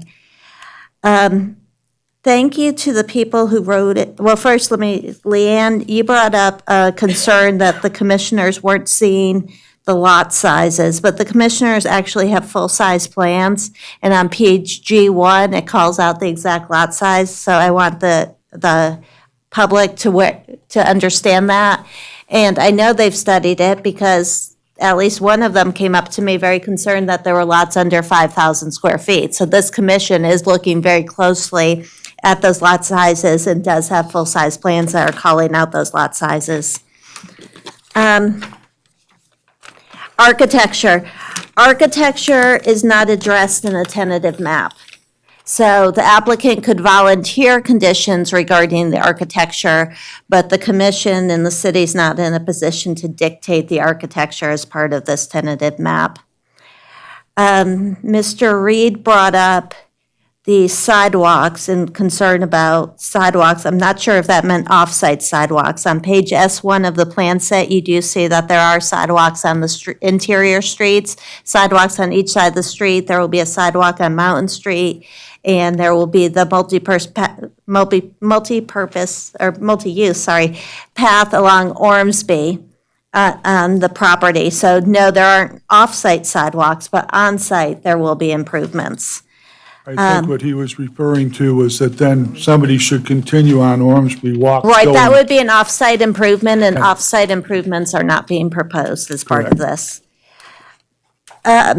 Whoever wrote in, and Dixie, you brought up the concern about the traffic study and vis-a-vis the construction on Washington Street. And I think that appears in a number of letters. I know the first letter I read that mentioned that, I was alarmed. And I got in touch with Stephen Pote and said, oh my gosh, when did that construction start on Washington Street? And we were able to verify that the traffic study happened in advance of the commencement of construction on Washington Street. So we feel good about that. But thank you to those people who flagged that, because we did follow up on that. In terms of the traffic study happening on a minimal school day, we also talked about that at a staff level. And when we consider school traffic, what's the important piece of that is the AM traffic, not the PM traffic. So the staff felt confident that the traffic report was sound vis-a-vis the school schedule. I'll let Stephen speak to the situation with turning movements on Ormsby and Newman. In just a second, I'll pass that over. Charles, you asked about where would there be a record of these questions that are being asked and the answers. That would be in the meeting minutes. We're discussing this right now. It's a discussion, and the clerk's here recording the meeting, and she will prepare minutes for the commissioners' consideration at their next meeting. Stop sign on Washington, Charles brought that up. I'll let Stephen handle that. The building of Ormsby, again, an off-site improvement.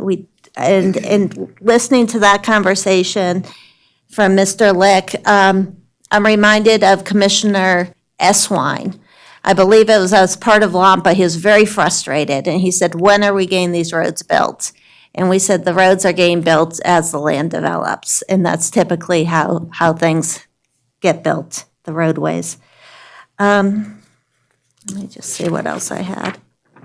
And turn it over But to you. it'd be, and again, Ormsby to Winnie would be dictated by traffic, correct?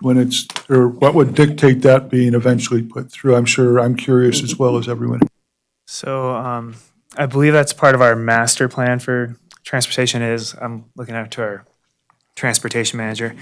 So yeah, it's part of our master plan, and it'll really be driven by development. There's vacant land as you go north, where we would be seeking to get that same pro rata share on that, if you want to. If you could just clarify what 25 basically covers is that they will be contributing or whatever when that is eventually done, because when there are traffic adds, they'll contribute a portion of getting the right-of-ways there, we're getting that put through, correct? That's correct. The Regional Transportation Commission took action last Wednesday to approve a development agreement template for collection of pro rata share contribution for transportation improvements that are within the Regional Transportation Plan. The connection from the elbow of Ormsby up to Winnie is in that plan. The current engineer's estimate for the project is just over $1 million. The city does already own the right-of-way. The gentleman that commented that was accurate. The developer, we've been in discussions with them, and they have agreed to their pro rata share using the methodology that the city has established for that. So that is part of the condition. Thank you. So a couple other items that were touched on were that intersection there on the north end of Ormsby. Since it's a sharp turn, concerns about sight distance. The project's entrance meets the city's standard for the minimum distance from that intersection. And since there's only the two streets entering that intersection, there's not turning conflicts at the existing intersection. At the intersection of Washington and Ormsby, somebody mentioned sight distance at that location. And during public comment, I was looking at just based on a satellite view, it appears to meet the city standards for sight distance. Somebody brought up sidewalks on the interior of the project. Those streets do have to meet city standards, which include sidewalks on the inside, and then there's also sidewalks and paths required on the existing city streets. Could you also go over, they mentioned the gentleman with his granddaughter, et cetera, is the collector road being Mountain. There's other collector roads in that area. I believe Division's a collector road, Washington's a collector road, isn't there? Correct, yeah. Ormsby is also a minor collector. And in one of those catastrophic events, we're not limiting evacuees to specific roads. This project is surrounded by a grid system, which has kind of been a topic of conversation. So staff are confident that there's a lot of ways for residents to get in and out. Thank you for clarifying that.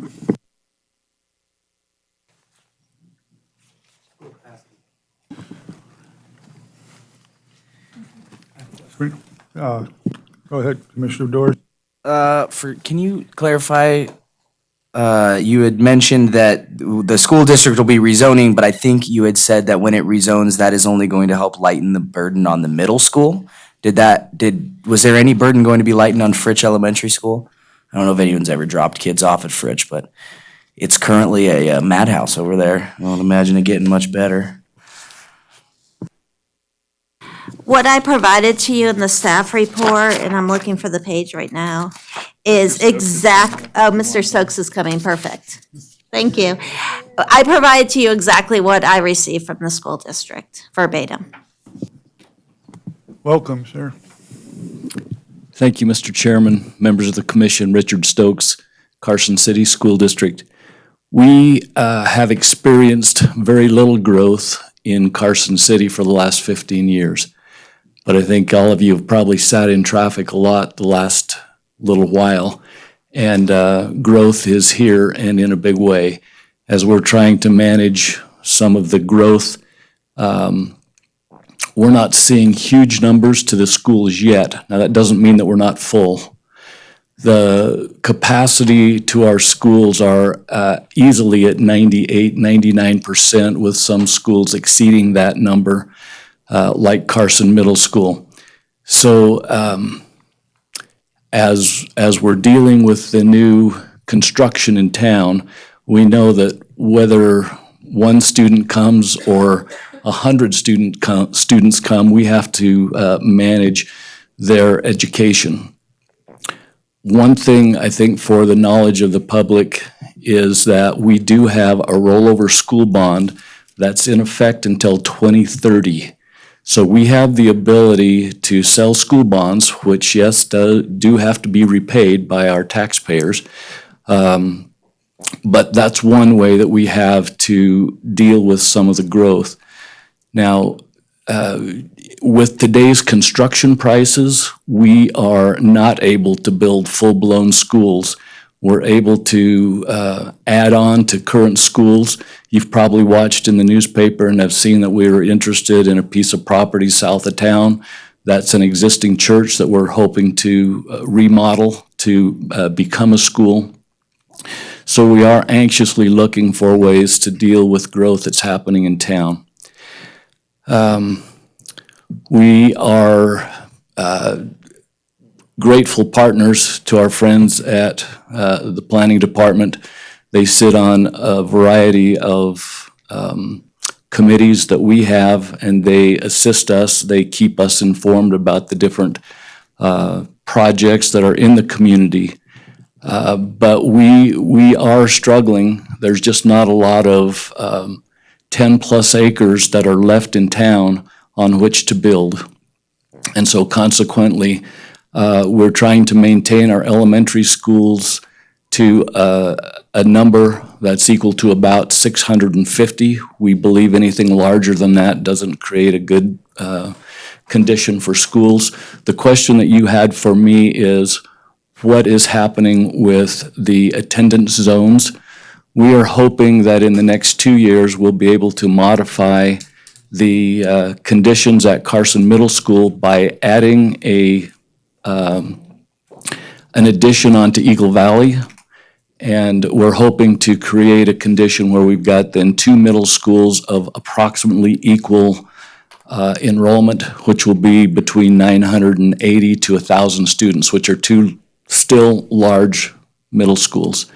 With regard to Fritch Elementary and really all of our elementary schools, we're looking to rezone within the next several years, knowing that that's one way that we have to mitigate the number of students that are in our schools.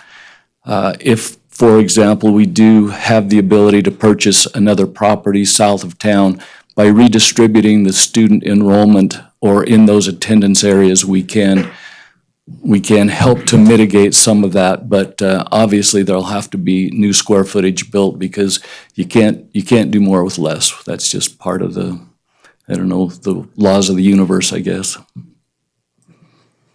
Any other questions that you might have for me? I'd like to congratulate you and your board on being just selected for, I believe, the best board in the state. Thanks very much for that. And the efforts you're making, and anything we can do to communicate and help through the staff, whatever, is appreciated, because we are concerned about the schools and our children. Just roughly, you may know off the top, or one of my fellow commissioners may, with 200 homes, what would you expect for kids out of that roughly, probably 40 or 50 or? We are expecting about between 60 and 70 students out of that 200 lot out of that development. Division. And we've used that number as we've looked at other subdivisions that are being constructed. Now, we also realize and recognize that any residential development is not going to be built out immediately. That will be done over time. And those 60 students will also be divided by levels. So not all of those 60 students would be going to Fritch Elementary or to Bordewick Bray, but some would, and we'd also have students going to the middle school and also to the high school level out of those 60 projected students. Thank you, sir. Any other questions? Thank you so much for coming forward.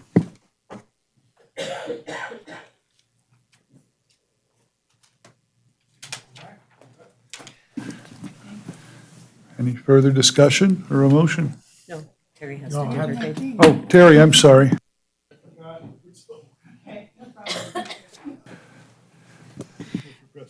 Thank you. NRS 281A420 requires me to disclose conflict of interest and abstain from voting if I have a disqualifying conflict. In my private commitment, I'm a commercial real estate agent for Coldwell Banker Select, as are others that may be involved in this project.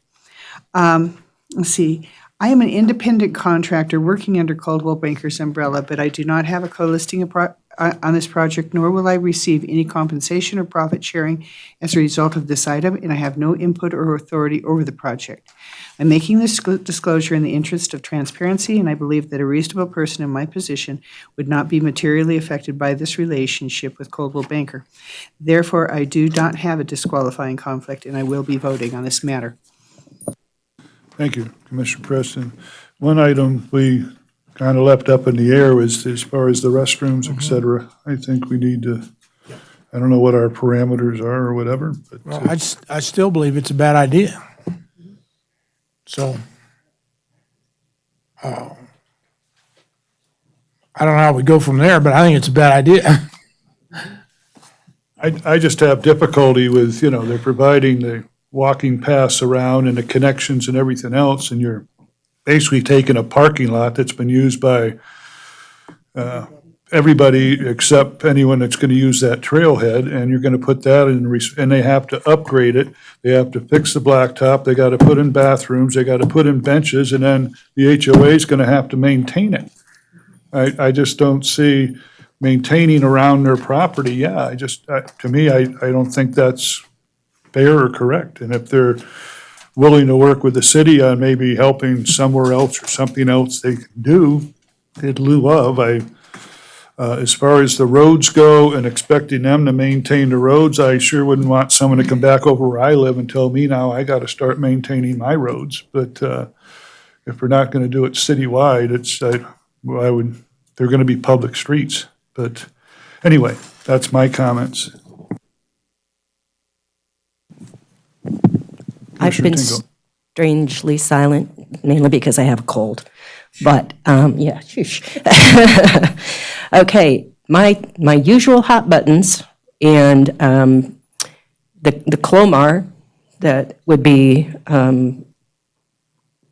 provided before any building took place, because that's a flood plain, and there's also possible groundwater issues, and I say that because my third sump pump just died.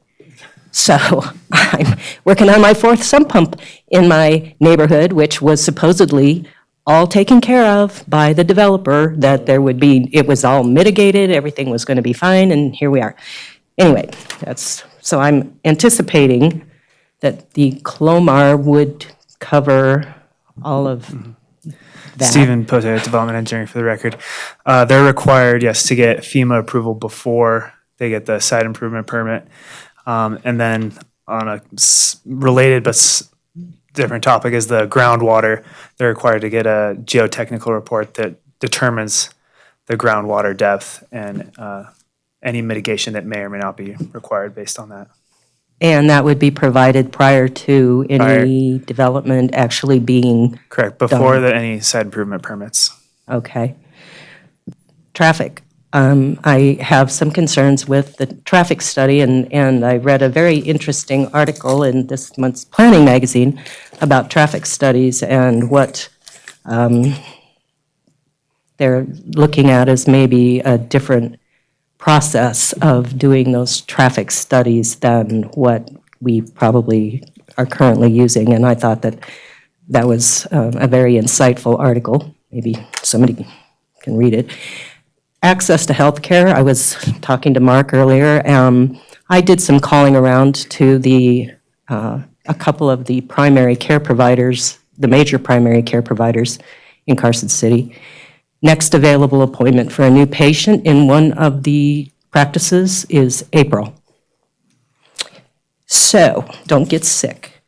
I appreciate Mr. Stokes coming. That has always been a concern for me, school overcrowding, and I don't even have kids. So I just look at it that, that's something that we need to take seriously. There's nothing we can do about it. I understand.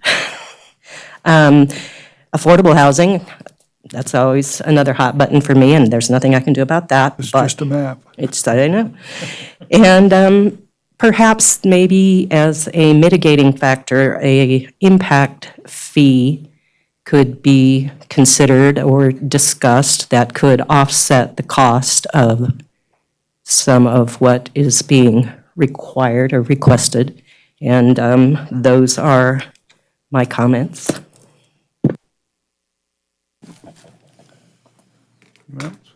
Commissioner Preston.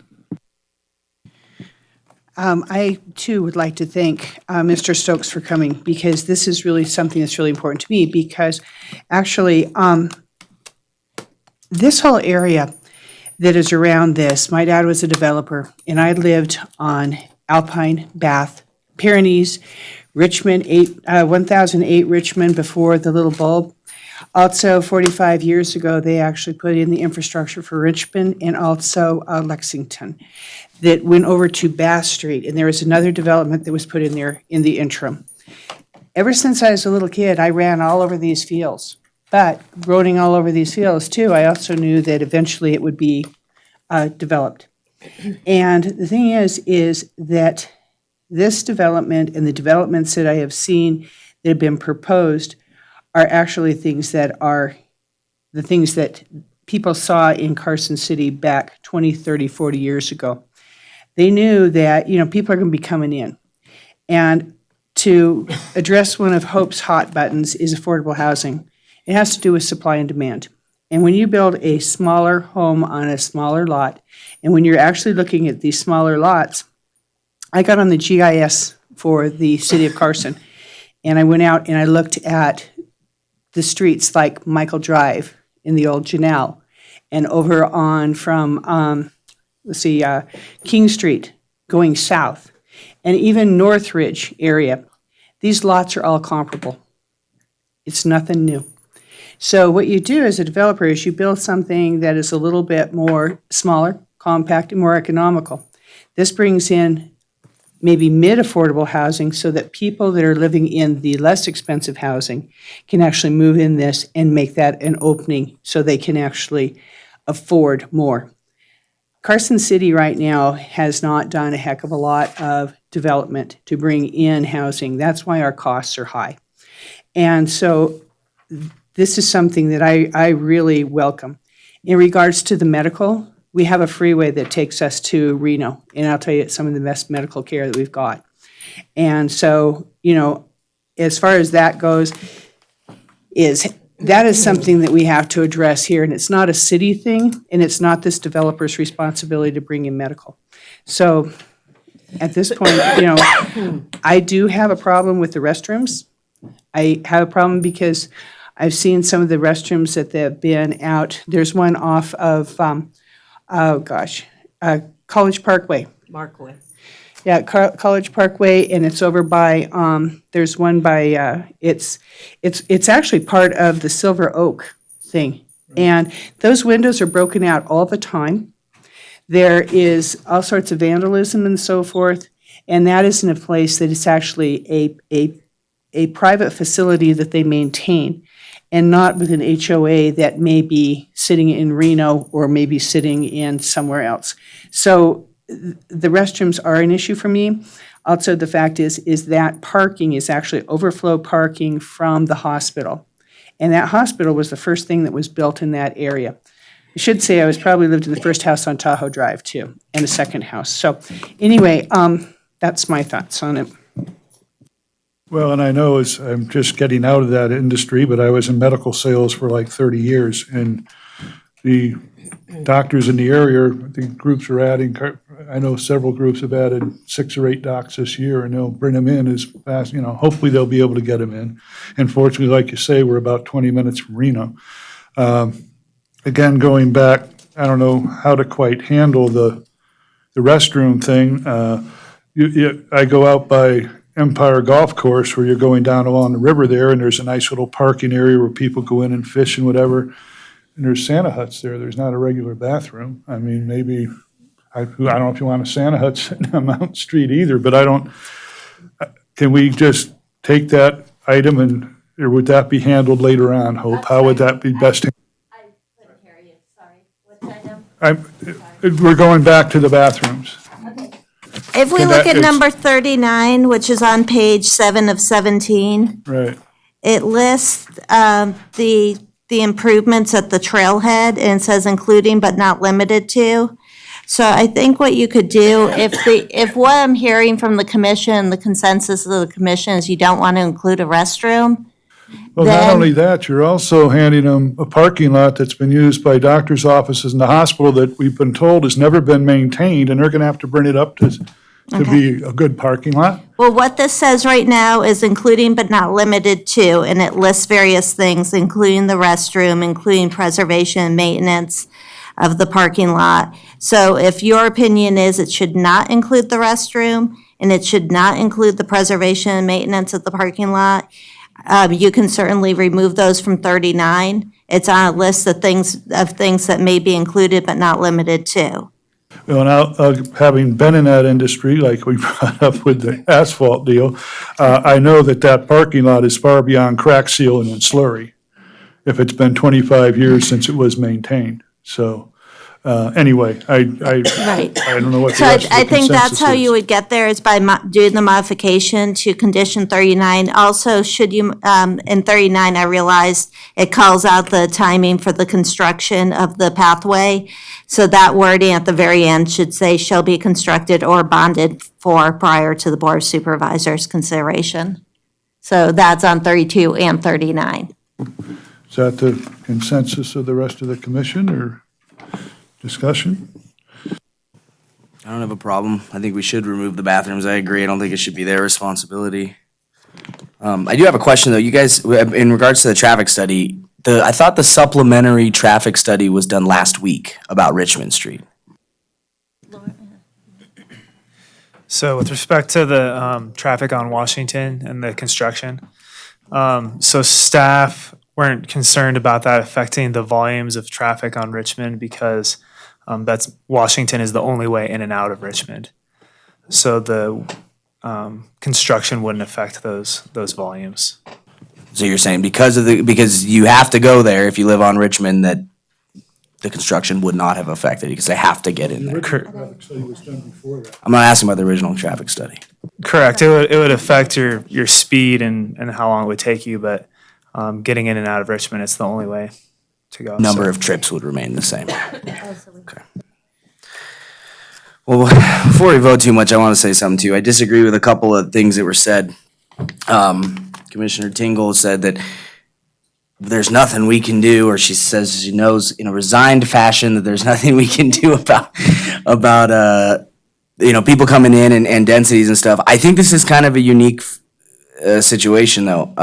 We're looking at sizing down lots to 5,000 square feet and some underneath that, although we were talking about making it minimum 5. That's far below, that's like 17, I just did the math, it's like 17% below 6,000 square feet. It's a big decrease, and by doing that, we're allowing a developer or anyone to just kind of sardine the houses in here, and I think that is exactly where the rubber meets the road, so to speak, and what we do have control over, helping the burden on the school system and medical system and all of that. Sure, we could drive anywhere we want, but we're not responsible for Reno, we're responsible for Carson City, and that we don't have adequate medical care here, and we're talking about not just approving a standard development, but sardining them in there at 5,000 square feet. So I do think we do have a little responsibility to look at that. Go ahead. But if you go back to 66,000 or whatever, they can still put 203 homes in there.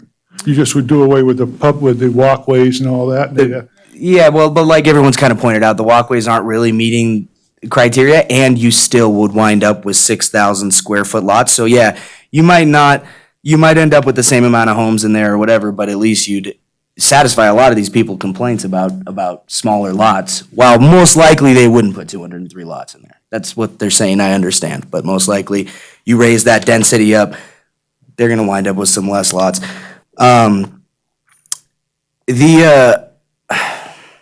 I don't know. The other thing that concerned me about the whole study was 0 pedestrians on Ormsby House. On Ormsby House, whoa. On Ormsby. Well, that's true though. Yeah, well, there's 0 at the Ormsby House too right now. I walk up there. I don't even live up there. My parents live up there. I walk up there. I know a fellow commissioner that sits right here, walks up there. He usually sits here. I sit there. He walks up there almost daily. So I know there's a lot of pedestrian traffic. I know from just being in the area, there's a lot of pedestrian traffic on Ormsby. I grew up there. I moved away, but I know the area. So I don't know. It just seems like we're putting a lot of people in an area that is not, I agree with the public that it does not meet the surrounding areas. I am very glad that we're not putting commercial in there anymore. I don't know. I just have a lot of concerns about 5,000 square foot lots right in the middle of a beautiful part of town. I think it's a money grab, and I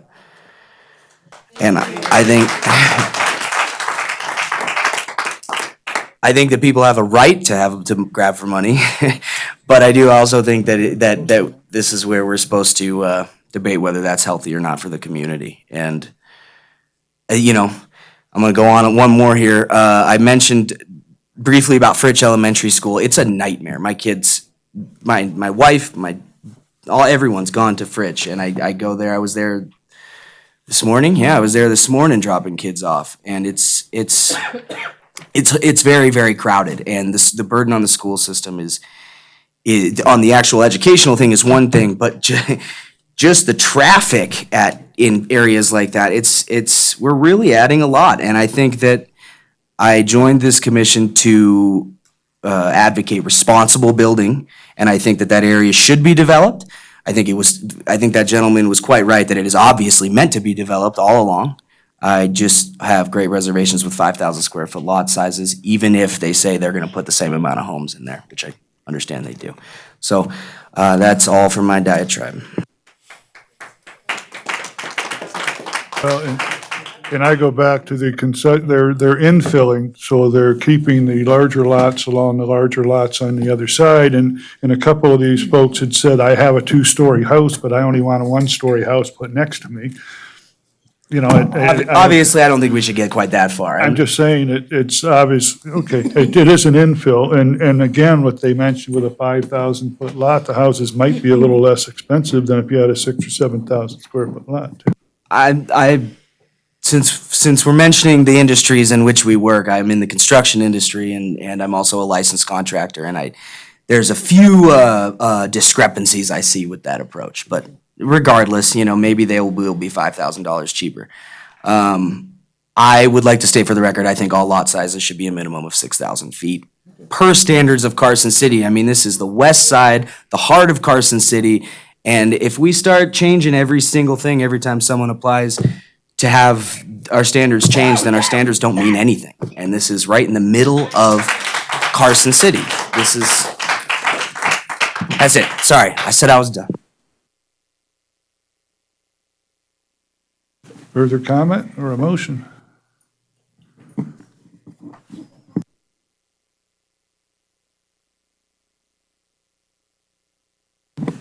Well, we'll give it a try.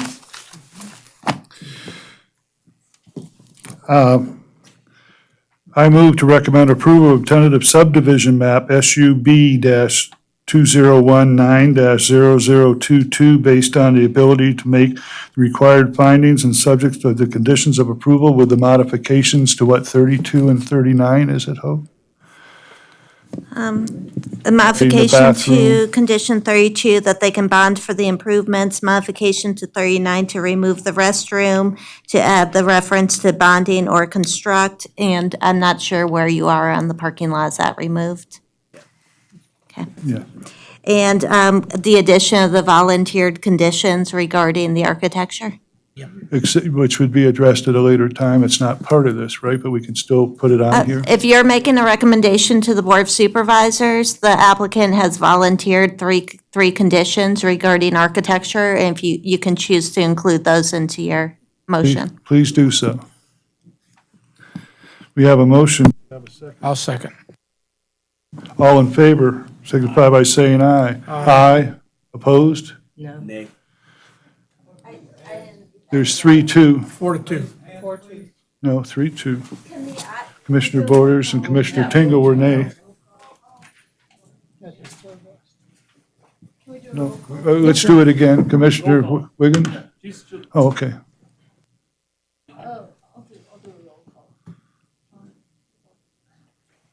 Chair Sattler, Aye.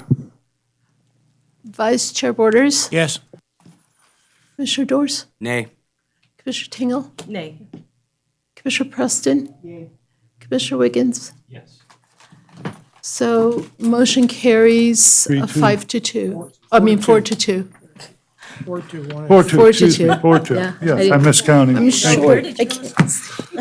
Before, Hope it wasn't. Mr. Chair, Mr. Chair, a bit before it gets noisy here, I just want to Yes. point we tentatively scheduled this is a recommendation to the Board of Supervisors, so we plan tentatively, this will be, looking to schedule this at the second meeting in January, second Board of Supervisors meeting in January, which I believe is January 16th, Thursday. They can be there. And the Board of Supervisors, this is a recommendation, Board of Supervisors will have the final decision. Final decision, Yeah. yes. Thank you.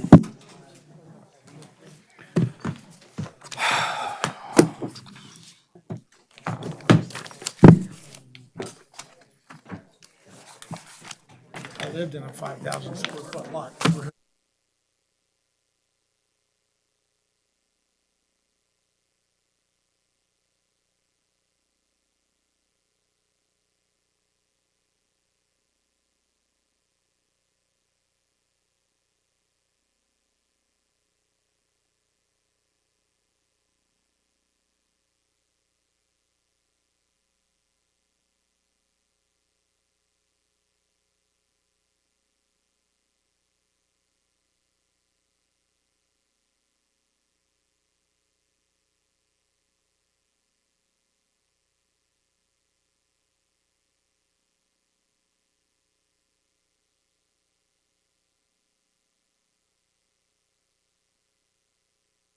So would you please take your could you please take your discussions? We have more stuff to get through before we're done, so if you could take your discussions outside would be appreciated.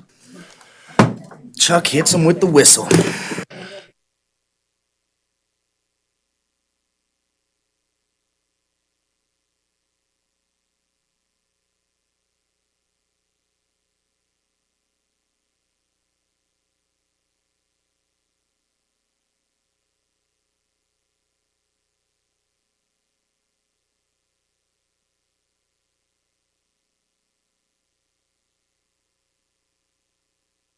Yeah. You never had a party line.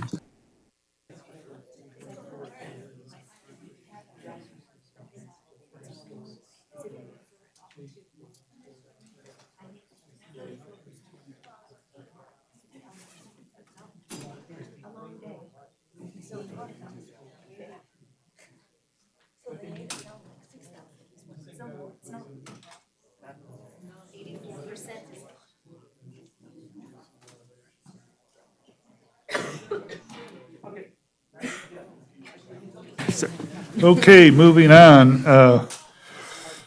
F, staff reports. I just want to cover a couple things really quick. It won't take too much time. Just for the past, well, actually coming up at the Board of Supervisors meeting on Thursday of this week are some items that came before the Planning Commission. The Master Plan Annual Report will be presented to them then. I'm also bringing, there's a per Assembly Bill 240 from the last legislature. There's a annual growth management report required. Fortunately, we have a growth management program. We have a report that you review in May and goes to the board. So I've modified that a little bit and bringing it to the board on Thursday for them to endorse to forward to the legislators per the requirements of that bill. I anticipate next year incorporating those requirements into your growth management review in May of 2020. Also on their agenda, just kind of as information, not something related specifically to Planning Commission, but we're going to be asking to waive late business license fees, and that relates to my next report about our new software system for all the planning applications coming in. We're busy struggling getting that operational still, which is why, leading to my next item, we haven't had a Title 18 workshop in a couple months, but you saw my multiple emails, as Hope pointed out, scheduling them for 2020, and we're going to have one in January at our offices, and then we got an extra day in this room here to take some time to go through that. And along those lines, I just got another update today. Reno's going through their code process. The new stuff out today includes administrative stuff with special use permit and variance findings, and just other things in there that I think us looking at it, they have some really good ideas, good findings, good explanation, a little bit deeper explanation of the findings and what to look for. So I think that'll be a good guide for us to look at and use as we go back and make changes to ours. And then finally, for the future agenda for January, the deadline for January is actually not until this Thursday, so we may still get some. We have one special use permit in now for multifamily in retail commercial, but we may get more. We'll see. That's what I have to report. Thank you. Okey-doke. Commissioner reports. this will be my last meeting, I guess. It's been a fun 9 years, and enjoyed working with all of you, and going out with a rather major bang here, I guess. But you'll want to get on the agenda too, so it won't be election next month, or is that going to be, election of officers or whatever, so. But again, it's been a pleasure. Thanks for all your support and help, Sorry you're and keeping my mics going, and my public comment going, so. For the record, Mr. Sattler, it has been an absolute pleasure. And Enjoy good luck it. to you. Thank you. Enjoyed it. Leaving Nevada, eh? If I can ever sell the house. You know when the planning commissioners start leaving. I gotta get out. I probably am gonna get picked again anyway. Mr. Chairman, I move we adjourn. All right. Motion, second, we got a motion, we're adjourned. Oh, we got final public comment, yes. Is there any public comment at this? Okay, of course. Thank you. Thank you. Danny French, Chair, and good luck with your retirement. Thank you. Thank you for your service. I haven't agreed with you tonight on just about anything, but the deal is that I know you put in your time and you had your right to the opinion. I really, really want to just leave tonight saying, we have a really precious place, and I understand development happens, and I understand that sub-tanks and drains and such, and I understand that all these things have to be considered with the schools and all the different things that are in this location that you have to do, but honestly, some things just have better timing. This, I don't feel the timing was good, and I really am disappointed that this has even progressed to where it's at without some other considerations that I think should be considered. But we'll bring those up other times. I know that you will be patient with me. You seem to be patient with each other. And thank you. Good night. Thank you, sir. Now, Mr. Chairman, I move we adjourn. And we have a second, and all in favor? Aye. Opposed? We're adjourned.